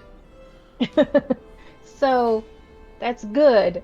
With that high of a roll, you managed to not inflict splash damage on Harrowin. Perfect. Exactly what I was hoping totally Unless to your do. intention was to do damage to Harold while you were throwing it, and then you get to. No, Jurgen has none of those desires. Jurgen has... All right. No. Well, so how much does that hurt innate? Where are my it grenades? does 3d6. It does 3d6, thank you. Alright. So let's do some damage. I didn't get any stomp points, unfortunately. R 3d6. 9. So Okay, awesome. I think so his armor should be reduced by 9? Question mark? So it's... No, that's damage. So the armor reduces by 1. Oh, so his okay. armor is now 4. Understood. And you inflict like 9 damage. So 5. Yeah. Go. Awesome. Perfect. Exactly what I wanted to do. Thank you. Okay. All right. And so, Harrowin. Heard it the least? I'm sorry? I heard it the least? Yeah, but you're within biting range. I am aware. I was trying to find some bullshit reason to not be the target. What's your defense? 16. Okay. Whoops. It rolled a 23. With 5 sub points. Yup. It's fine. I'm built to take damage, right?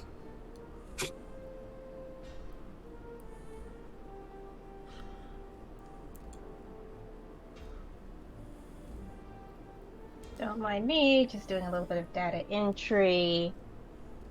Let's see. Oh no. Oh, okay. Ouch.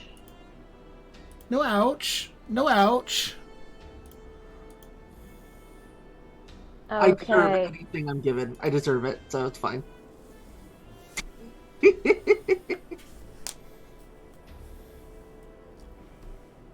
Alright. So it inflicts 12 points of damage on you. So that's 9, because I have armor. Okay.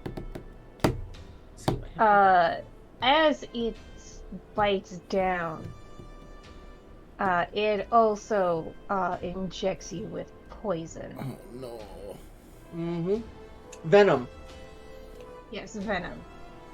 If we're being pedantic. When wouldn't we be pedantic? Okay. So with the wyvern poison, you currently have a -4 to dexterity. Oof. Ooh, And you roll just me, made my soul. roll 1d6, please. Why?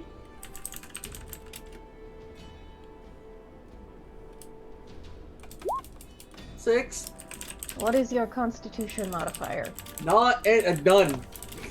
All right. You have 6 hours to find an antidote before you die. Oh, so rolling high was good. Yes.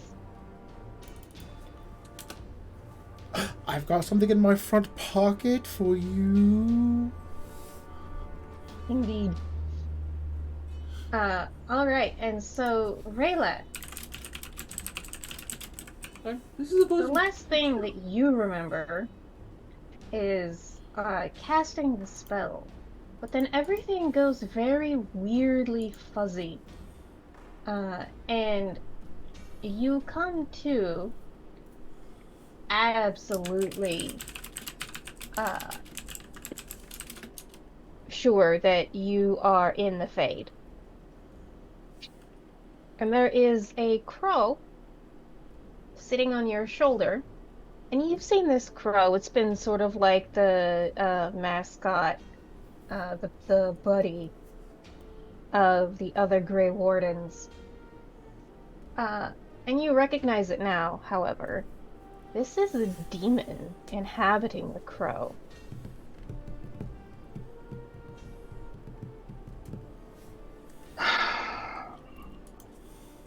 Do the others know? This is Raylath asking the crow. They're the one who put me in the body. Oh. They Well. found me trapped in a basement and freed me into this crow. They did what now? You heard me. Crystal salty. I love it. Okay. Well, seeing as you're not currently trying to make things awkward, I feel like we've gotten off to a good start. I would agree. Okay. So why are you here exactly? I saw where you were going. I'm along for the ride. Oh. All right then. What's your name? Wisdom. Wisdom. Is that what they've been what the other Grey Wardens have been calling the crow, if they've referred to it since I joined them? They call him Chrisdom. So slightly different from the name he just gave. Yes. Okay.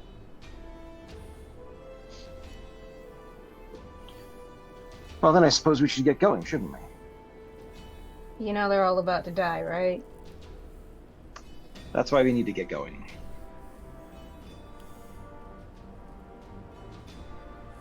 Are you going to help or just watch?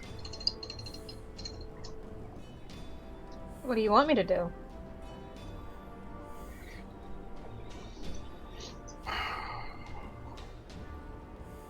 Just watch but offer moral support, I think. I can do that.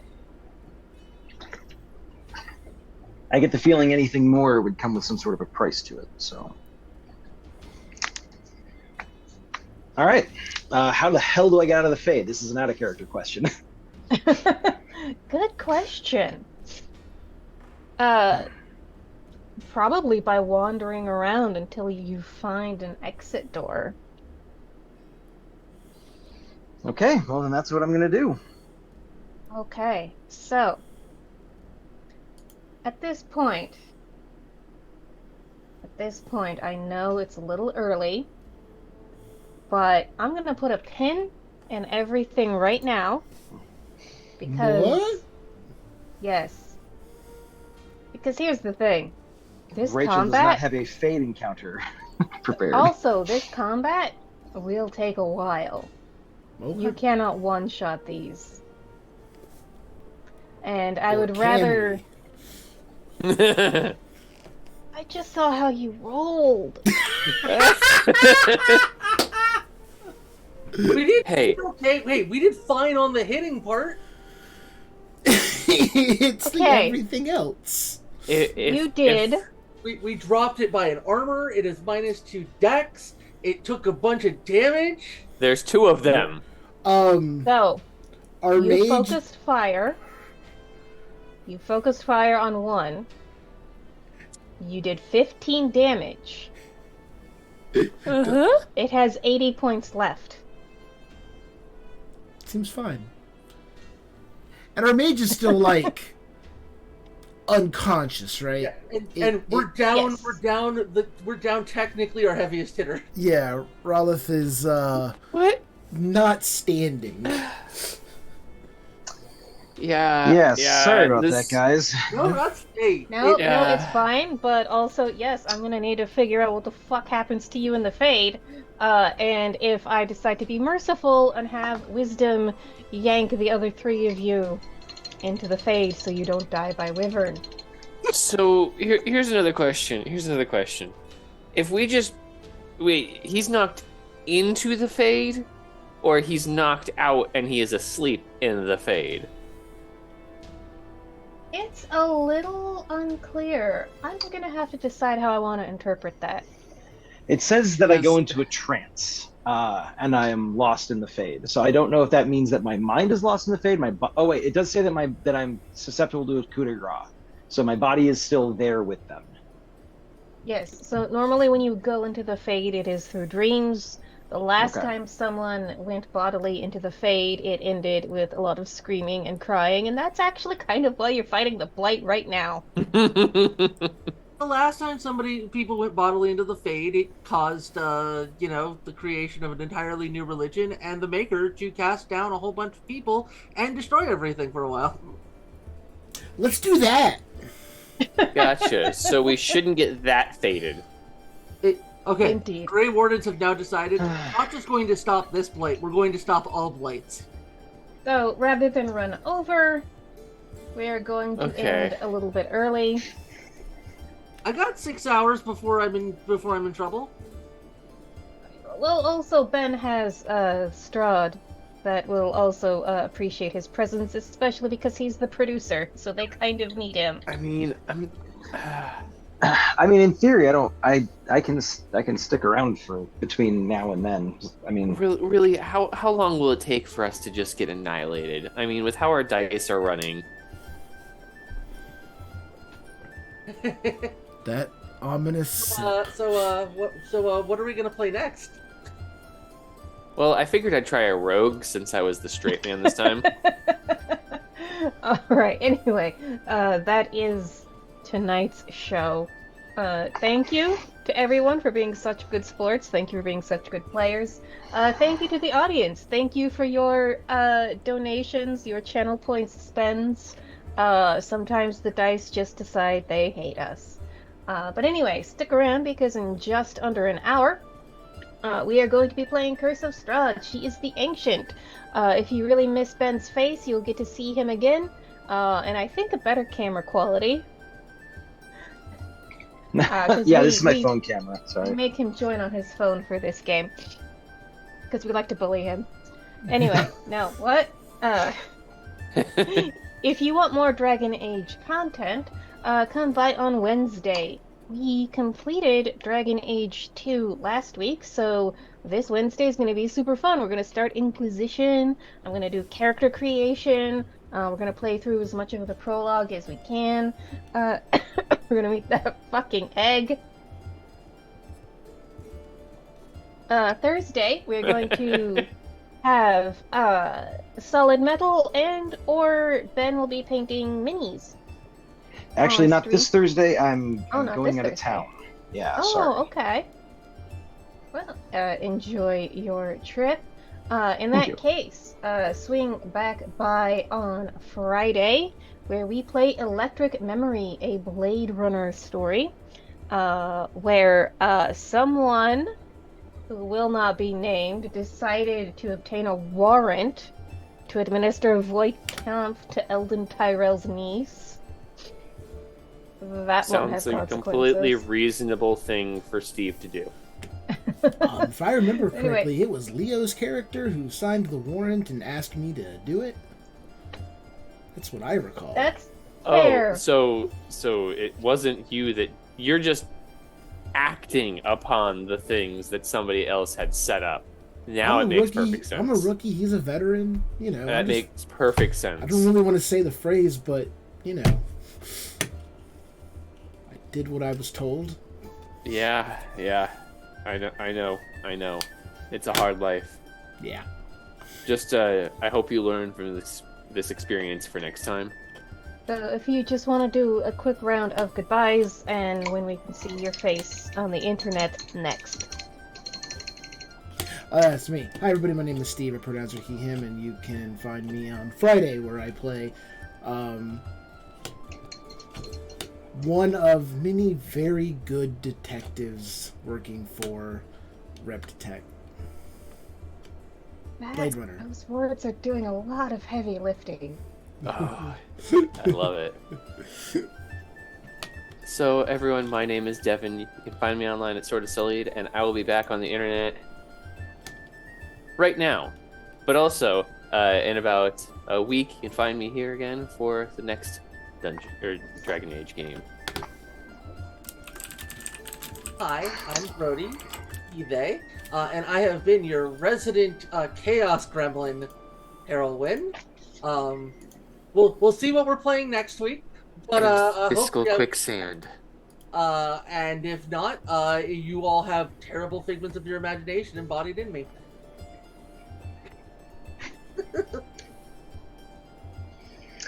Hi, everybody. I'm Ben Ravensdale. I've been playing Raylaf, the guy who thought he was a mage, but is apparently just a potato.